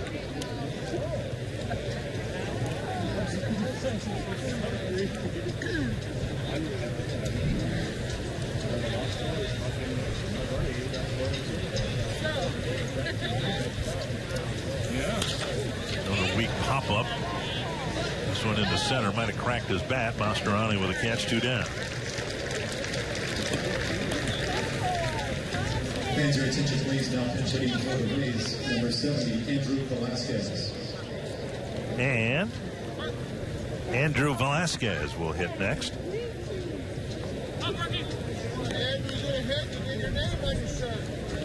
You know, even though it's not the A squad for the Rays, these young kids, Velasquez played basically rookie ball last year, moved up to single A. What a great experience to face a guy like Len Perkins.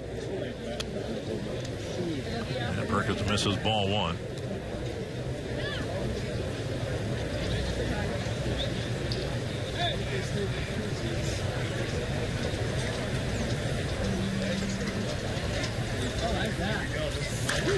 And driven foul, 1-1. Rays with a record of 8-9-1, counting their win in Havana yesterday. Yesterday, the Twins played the Orioles, and the Orioles have all kinds of pitching issues with a bloated team ERA, the worst in the major leagues in spring training. The Rays just the opposite. They've got the lowest ERA in the Grapefruit League play, 3.36, giving up just a dozen home runs. And that's been their business model and succeeding the last few years. A really good pitching staff. Swinging a foul, still 1-2. And if they can score some runs, more than they did last year, the American League East is very winnable for this team. Who wouldn't love to have Chris Archer, Matt Moore, others going out there every, fourth or fifth day? Tapper up the line, foul. They're going to be without their closer, Brad Boxberger, till June. He had core muscle surgery. And so they'll have to be creative patching the end of ball games together. 1-2 to Velasquez. Perkins trying to wrap up what's been a uneven 7th inning. Yeah, Rays last year, 80 wins, 82 losses, ended up in 4th place, 13 games behind the Toronto Blue Jays. Kevin Cash, their manager, is his 2nd year, as it is for Paul Molitor. Velasquez got a piece of the off-speed pitch, and then the foul tip got a piece of Suzuki.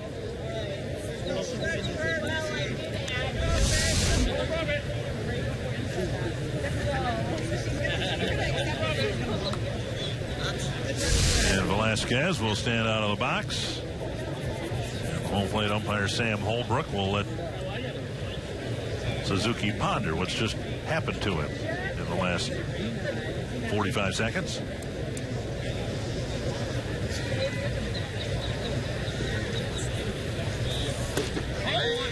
Misses again.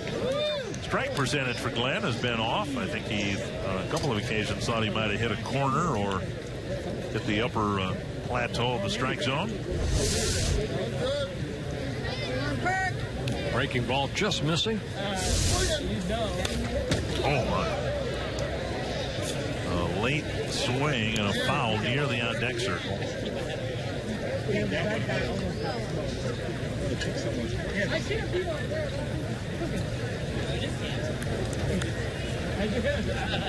One and 2. And another foul. Well, Perkins is getting his work in. Fastballs have been in the low 90s for the most part. We mentioned Tyler Duffy, going down to the minor leagues, getting beat up a little bit, 6 runs allowed. And this is what these young kids do sometimes. It doesn't matter who's on that mound. They're up there swinging. Suzuki with a pat on the back on Velasquez. I don't know whether something happened after the swing here. Follow through, getting Suzuki in the back of the shoulder, perhaps. Yep. Now a tapper to short. Nunez will have a routine play and throws it off target. Kepler tries to catch it. He'll fire home, and the run will score. A Another throwing error by Eduardo Nunez on a play that couldn't be more routine. That throw wasn't even close to Kepler standing on the bag. Well, we had Brian Dozier on about Escobar, about just make the routine play, and Nunez showing the reason that's so important just to make that routine play. Nice little hop, plenty of time. He throws that sinker offline to Kepler. And good base running by Augusto, as he did not stop as he rounded third base and scores the third run of the inning. So Glenn Perkins' afternoon is done. Facing 5 batters, he will check out. And Ryan O'Rourke will come in to try to wrap up the 7th inning.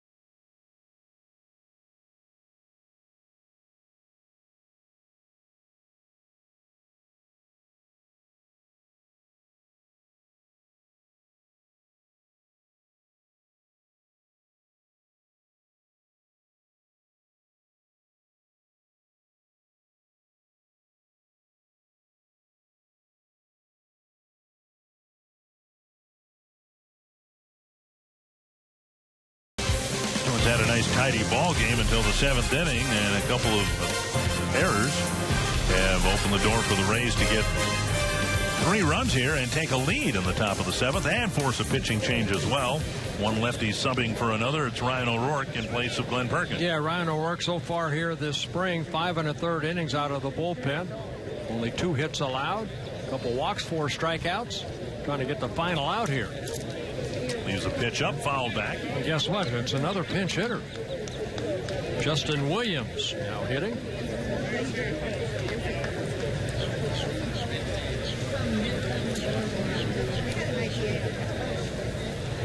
Runner at first, still 2 down, 1 strike. And now bouncer to second. Santana has it. Over to Kepler. That takes care of the Rays in the 7th. They score 3 to take their first lead. All right, fans.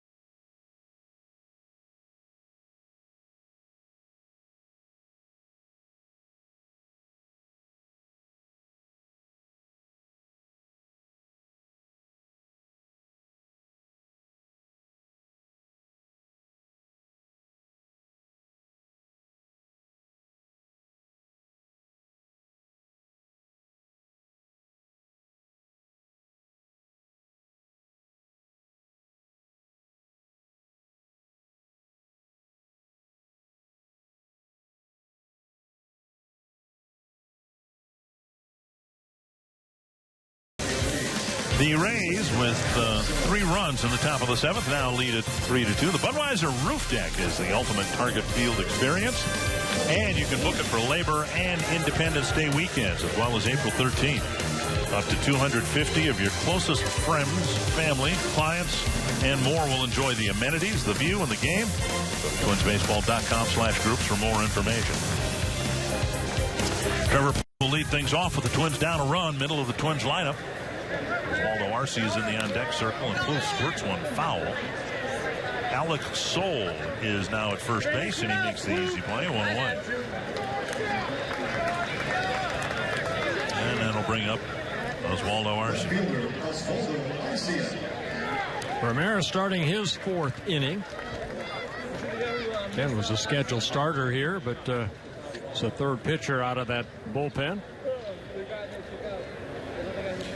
An extreme infield shift in the beginning, at least, of the Arcia at bat. And an off-speed pitch over strike 1.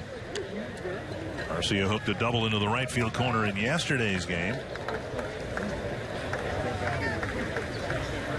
The numbers not very good for Arcia. A lot of strikeouts, and now he lunges after a pitch and lofts it to center field. Lee with the catch, 2 down.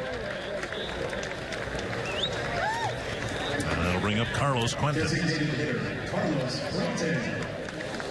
Quentin with a drive to the warning track in left center in the 2nd inning. It was caught, and then he went down swinging in the 5th.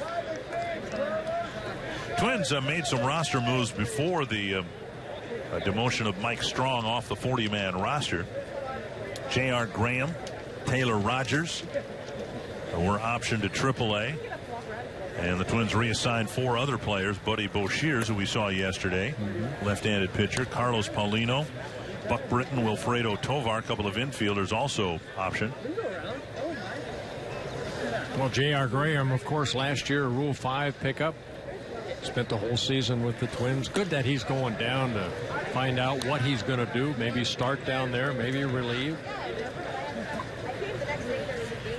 Last year, of course, he had to be with the big league club because of his Rule 5 status.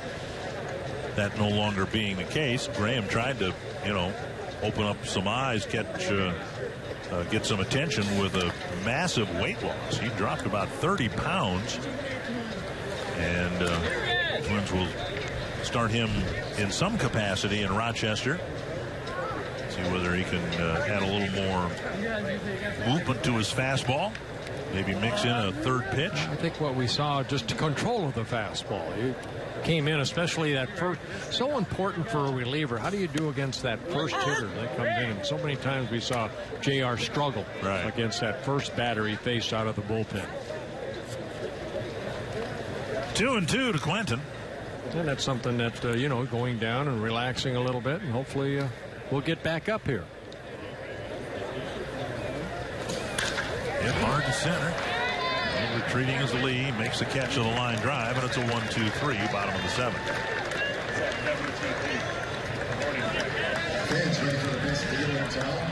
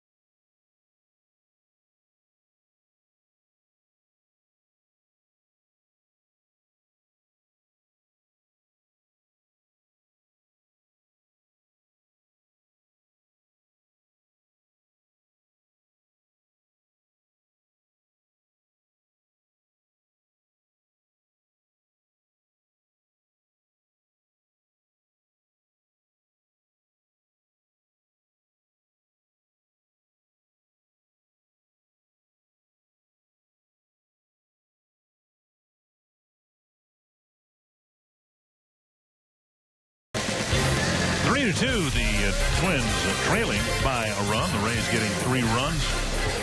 And first 2 will be earned runs, and the other one an unearned run, I believe, if I have my score sheet correct, which is highly unlikely at this point.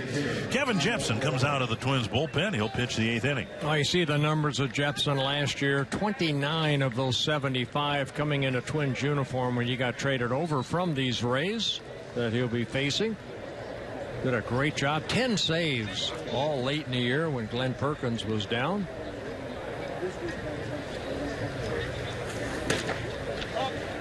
Roller still in the game for the Rays. He'll lead off, and he takes ball 1.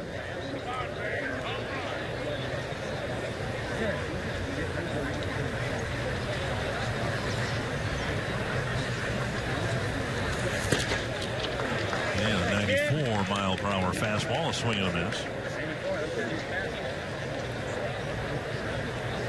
Roller walk leading off the second. That walk issued by Ricky Nolasco, who went 6 innings and did not give up a run.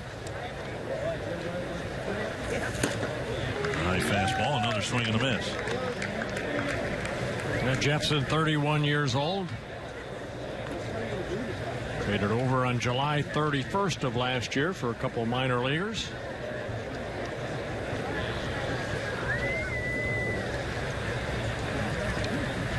Got this.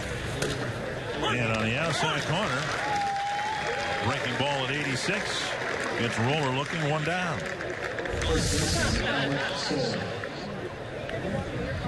Just an off-speed pitch right there. Hits the spot. Jepson picks up a strikeout.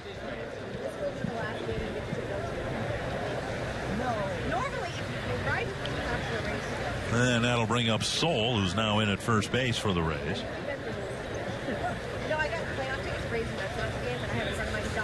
Jepson was actually traded twice between the 2014 season, 2015 season.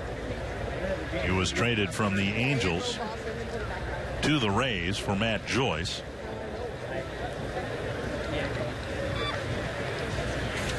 Up and away at 94. And then, of course, traded to the Twins. Alexis Tapia and Chi-Wei Hu going to the Rays, who had been a really good pitcher at the Class A level for the Twins at the time. On the outside corner. 2-1. And you mentioned the 10 saves that Jepson got for the Twins after the trade, after Glenn Perkins was first ineffective and then injured. Another called strike.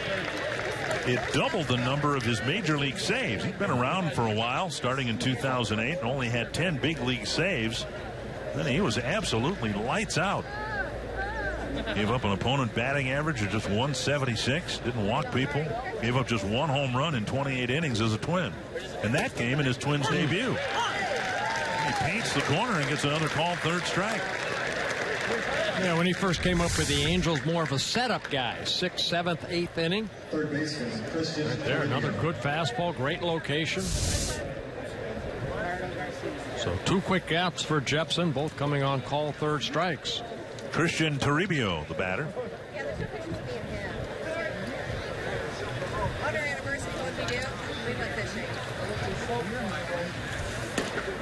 He snaps a breaking ball. Well, we're Glenn Perkins in the 7th inning. Didn't get an abundance of support from his defense, but he didn't throw as many strikes as Jepson has either. Jepson's just pumping variety of pitches over for strikes, now evening the count at 1-1. You do got to bleed them, because as soon as you get a charge, if you don't bleed them, you got them, they just this all over yourself. That's why it was laying up in the back. Up the middle and through for a hit. Even when you got your Jepson looked like he did the right thing there. Instead of trying to knock that ball down, something he might try to do in the regular season, looked like he tried to skip out of the way. No. We're pitchers. We get out of the way. That ball was right there. That happens in Baltimore, and I'll bet you he tries to stick a foot out and knock the ball down.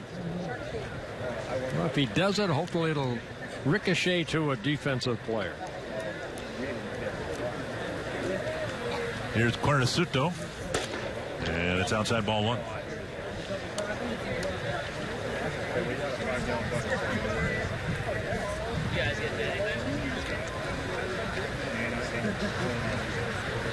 had one snap my line. I don't know what it was, but it was that one. My brother caught it for that. To center, Mastrani retreats. That takes care of it. Good inning for Kevin Jepson as the Rays are scoreless in the 8th.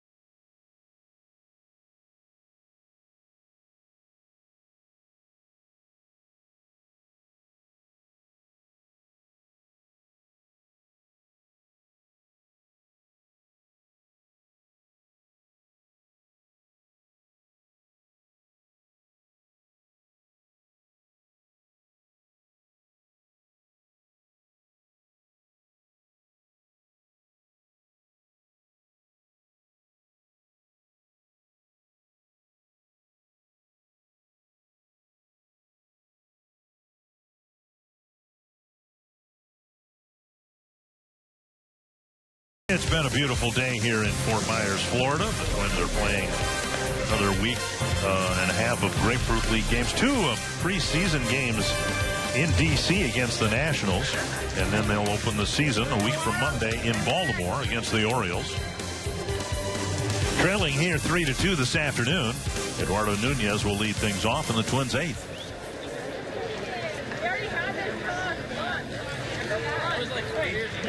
And Ramirez starting his 5th inning in relief. 3 of the 4 innings have been 1-2-3 innings. Bluffing a bunt, taking a strike. 2 hits allowed by Ramirez, a bunt single by Danny Santana, and a double to the gap by Joe Mauer. Did you have to walk a batter? 6 strikeouts. Popped up near 3rd. 1 down. And that'll bring up Kurt Suzuki. Kurt Suzuki. Suzuki with a productive out in the 3rd, advancing Nunez from 2nd to 3rd on a ground ball. Then he was called out on strikes in the 6th. Twins haven't gotten much offensively from their catchers in spring training. John Ryan Murphy hasn't hit much yet. Kurt Suzuki hasn't hit much yet.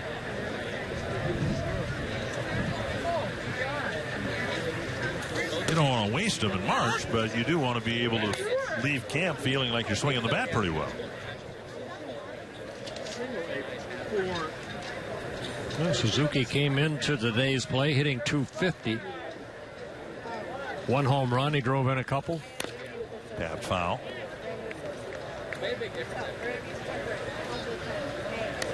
And Suzuki fouled that off a leg.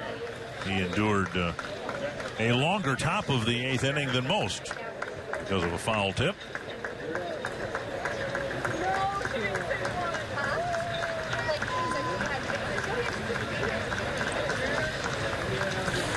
And an off-speed pitch gets a swing and a miss. Strikeout number 7 for Ramirez. So 4 2/3 innings so far for Ramirez. 7 strikeouts, no walks. You know, you see Ramirez and the success he's had. We told you about the Rays' pitching prowess in spring training. Of course, and it doesn't count, but when you've had year after year with a changing cast, and then you understand why Jim Hickey, the pitching coach for the Rays, is so highly regarded, because he's had to run different people through his rotation. One year you have David Price, the next year you don't. Jeremy Hellickson came through there with a ball grounded foul. And then you understand, too, why the Twins, a little over a year ago, went after the Rays AAA coach, Neil Allen, who's in his second year as pitching coach. I think they're going to have to move the tarp to get that ball. 1-1 to Danny Santana. Lifted down the left field line.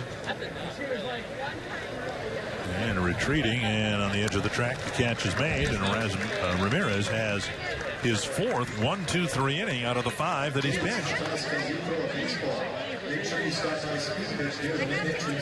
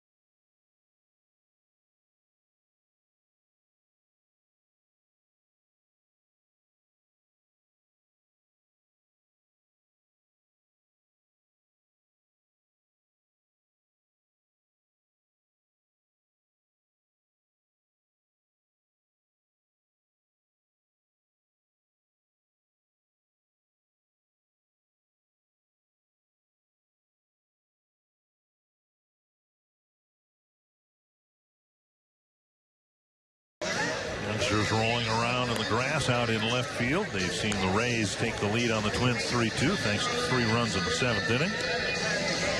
Twins going through their late inning express in terms of the bullpen rotation. First Glenn Perkins in the 7th. Kevin Jepson in the 8th, and now in the 9th, it'll be Trevor May. Yeah, it's kind of backwards what you usually see during the season, because you got Perkins as the closer, and then hopefully Jepson setting him up, and Trevor May setting up Jepson. So the numbers on Trevor May, those coming last year, 16 starts in 48 games. Trevor conditioned himself in the offseason and started the spring training in the competition for a Twins starter spot. The Twins, of course, realizing that if he had to transition, it would be easier for him to transition from being a starter to a reliever than the other way around. And so through the first half of spring training, Trevor May was given a chance to start. There's a breaking ball over. And then the decision was made, predictably, that he would start the year in the bullpen, and now he's adjusting to a role he excelled in last year. Yeah, he struggled as a starter, but once he was put into that bullpen, he did a great job. You know, that, and the Twins still maintain that down the road they see Trevor May as a starting pitcher. There's a hanging breaking ball and a sharp single to left. And I don't know, it seemed like for a while baseball almost got away from that, where once pitchers were consigned to the bullpen, they stayed there. But it used to be, not in your case, but even in the case of like Jim Perry. Jim Perry was on the 65 Twins team, but most of his appearances came out of the bullpen, and then 5 years later he won the Cy Young Award as a starter. Well, a lot of times you go back then, Dick, it was like the guys in the bullpen were waiting for one of the starters to break down so right. they could get into that 4-man staff. Ball 1 to Acosta, who drove in 2 runs with a double his last time up.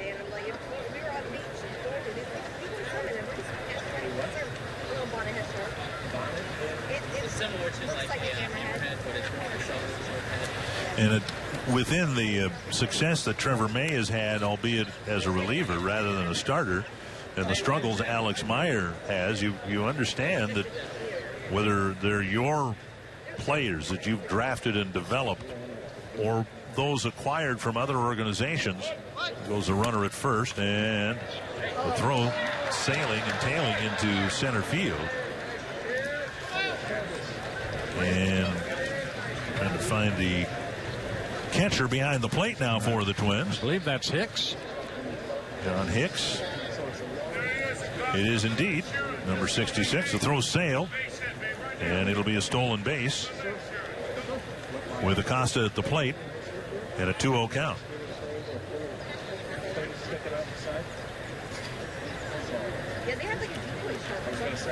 2-0 from May to Acosta.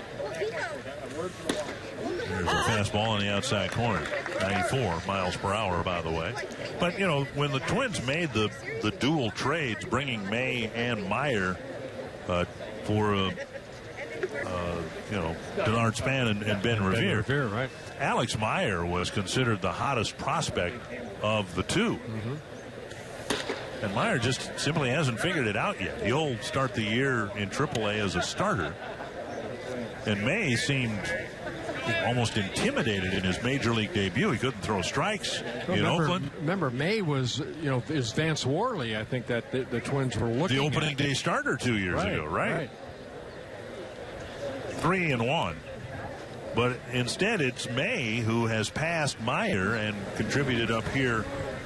I don't know that too many people thought that might be the case when the trades were made. Flip foul, backing over the screen. It's a great separator, this ascension to the big leagues. Sometimes players separate themselves at AA, sometimes at AAA, but to make that last step and succeed up here, as Trevor did, again, as a reliever, might open the door down the road for him to be a key member of the starting rotation. Driven deep to the gap in right center field. One hops the wall. They'll score another run. And the Rays now lead 4-2. Acosta with a pair of doubles. Yeah, second ball that Acosta has given a ride. First one came a couple innings ago to left center. This one to right center. Rising his third run of the ball game. Fastball away. Short, compact swing. Mastroianni unable to hold on, catch up to it, has to play the hop.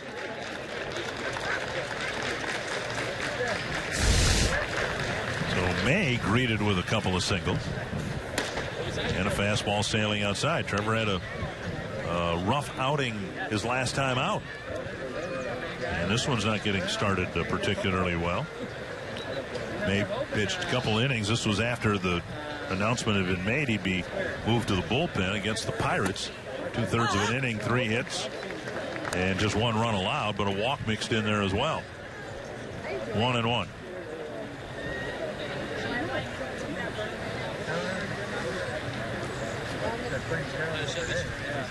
Give me space.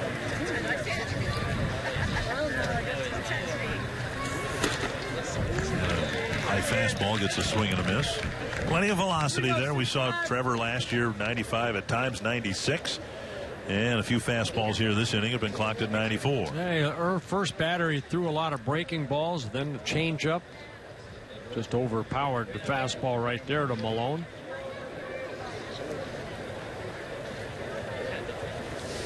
I've told the story before on the air. Years ago here, the Twins were playing, I want to say it was the Red Sox. Got to this point of the game, and the Red Sox brought in a left-handed reliever who just threw soft breaking balls. His name was Real Cormier. Remember him? Mm-hmm. Yes, I do. And I remember seeing, I said, well, if this is all he's got, I mean, he got lit up, gave up 5 or 6 runs. If this is all he's got, you know, he's not going to last very long. He's not going to make the team and all that. And I think 8 years later, he was still in the big leagues because he was just working on one pitch in that outing. A strikeout finally for the first out of the night. This looked like a good changeup right here. And Malone swings through it. Yeah, May basically with that good fastball in the mid-90s. He could throw that hard curveball. And then the changeup. Very good changeup. Here's Andrew Velasquez. Reached on a Nunez throwing error in the 7th. Well, we've televised the 2 games, and frankly, it's one of the things that has stood out here. I guess not in yesterday's game, but in the game here the day before. Nunez with a throwing error, seemed to be throwing on the heels of his feet for a couple of throwing errors, and then another one here today. That's 3 throwing errors in, what, 5 chances. Up and away. 1-1.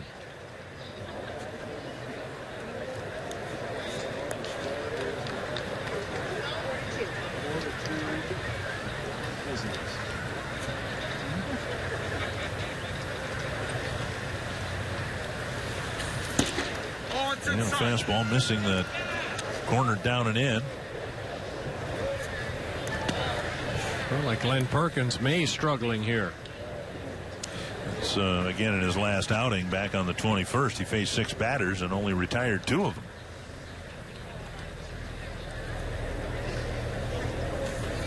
Up and away. That one almost looked like it slipped out of his hand. Put the number on his back. Does he have a name? Number 70. Heath on the line. Andrew.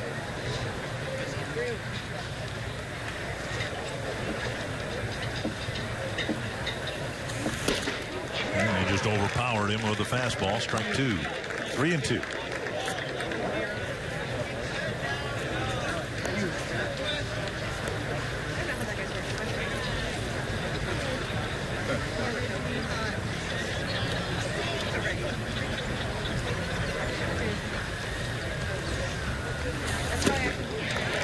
And reaching back at 93, striking him out. Back-to-back strikeouts. 2 down. Good arm angle right there. You see that downward plane. You know, we mentioned in passing Trevor May in his major league debut, making a start in Oakland back in 2014, and it was ugly. It was ugly, and Trevor would agree with that assessment. And he just was absolutely overwhelmed, I think, with the idea of here he was in the big leagues. It was a nice breaking ball dropping over. But all that said, you look at his numbers last year, and he pitched 114 and 2/3 innings and only walked 26 guys. I mean, that is extraordinary control. And now he's getting some hitters to chase. 2 strikes. So he pitched nearly 3 times as many innings in 2015 at the big league level than in 2014, and he walked about the same number of guys.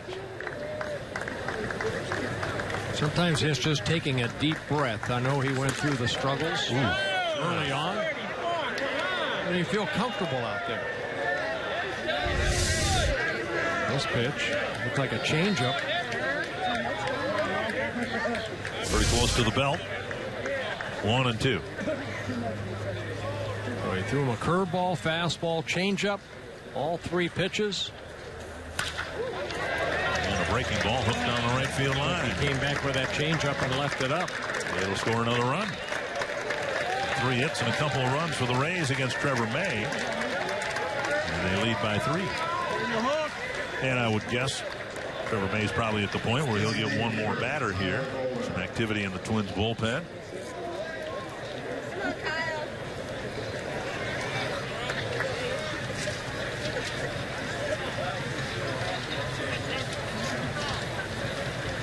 Cole Johnson warming up down in the bullpen.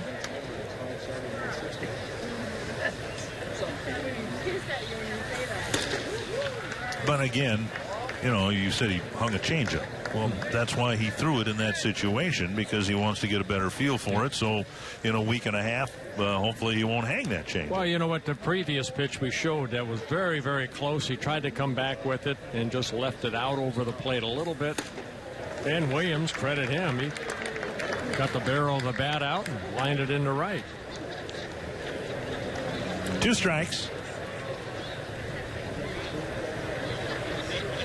Roller's 5th plate appearance. He's walked, struck out twice, and bounced out to Mauer. And that takes care of it. They were a little upset with the results of the ninth inning. But he struck out the side. He struck out the side, but gave up 3 hits and a couple of runs. We'll overlook that.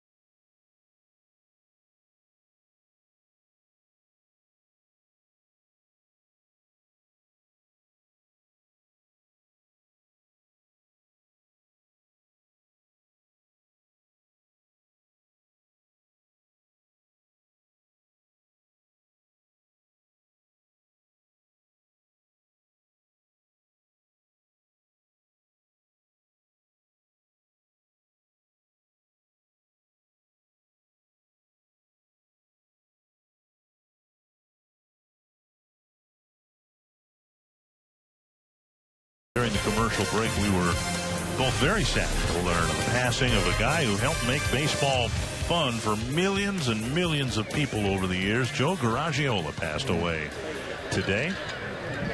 Joe was the longtime, well, he was on the Today Show. That's how universally popular he was as one of their morning hosts. But will always be known as the analyst for the Game of the Week. I don't know that I ever met anybody who loved baseball more than Joe Garagiola and sold it so well. Yeah, he really did. And our condolences go out to the Garagiola family.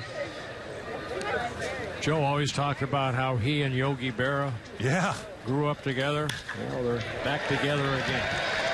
In center field, another hit from Mastroianni. He had a really good day at the plate yesterday. And he gets a leadoff double here in the ninth today. Darren's, as we mentioned before, he might be one of those guys who could benefit from Danny Santana's status as a super utility player who can play both the infield and the outfield, and that might make room for a guy who's swinging the bat awfully well. Yeah, he came in at that bat hitting .360, adds another base hit. So leadoff double in the ninth. That'll bring up Max Kepler. Entered the game as a pinch runner after Mauer's double in the sixth. To the left field corner, slicing away. Well, a catch made there in the shadows of the corner. Kepler, first ball hitting, put the barrel on it for the first out. Yeah, second time Jackson, their right left fielder, had to go into that corner to make a catch.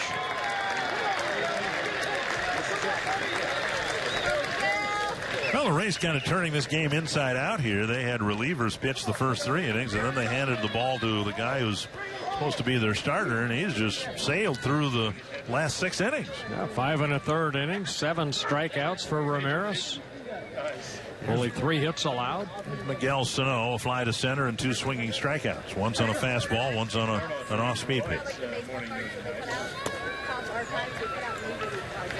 And another game, and this is an unfortunate thing, I suspect, but another game where Sano really hasn't been challenged defensively in the outfield. He hasn't had a fly ball chance today. I think fielded 1 base hit on the second or third hop. Swing and a miss. And he is in the lineup still in the 9th inning today, not because the Twins want him to get another at bat, although that's a secondary benefit, but they're leaving him out there to play a complete game here today in the hopes that somebody would hit the ball to him. It just hasn't happened much. 1-1. He's had a couple of misplays in right field. Had one the other day here, and a slicing line drive. He got the glove on it, bounced out of his glove, tried to make a running catch. And the Twins, while they don't want to see the errors, they want to see more opportunities come his way. 1-2 to Miguel Sano.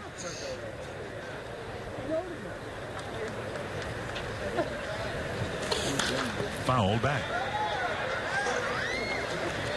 Third at bat against Ramirez for Sano, and Ramirez has won the battle both times by striking him out.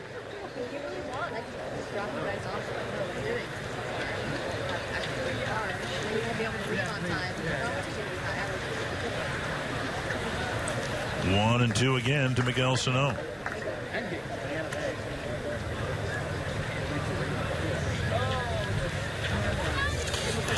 Down and away. One other thing about Joe Garagiola passing away today. He was very active in charities and campaigned vigorously the last 20 or so years of his life to ban chewing tobacco in baseball. Swinging a foul tip and hung on to it. Sano's been struck out 3 times by Erasmo Ramirez. There's strikeout number 8 for Ramirez. Yeah, there are a couple ballparks, I understand, that are banning.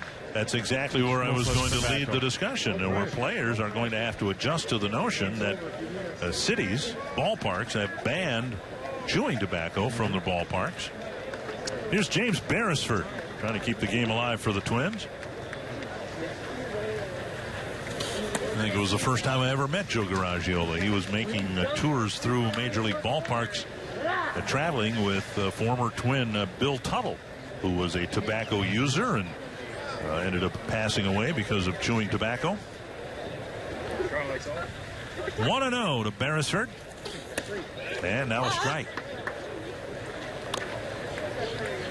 Well, this is not Matt Moore. This is not Chris Archer. This is Erasmo Ramirez, who's going to be a really important pitcher for the Rays. And as we have said a number of times here today, I think this Tampa Bay team is poised to do quite well within the American League East because of their starting pitching. And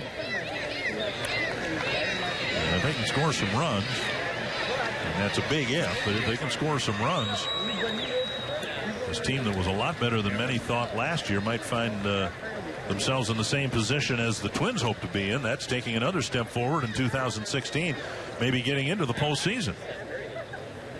1-2. And now 2-2.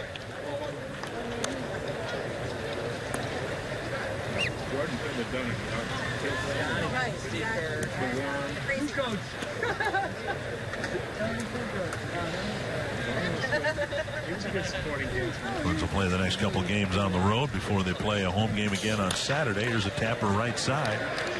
And it should take care of it. The Rays, unrecognizable though they may have been with most of their lineup here, ended up coming back and beating the Twins 5-2 despite Ricky Nolasco's 6 strong innings. We'll come back to Fort Myers in a moment.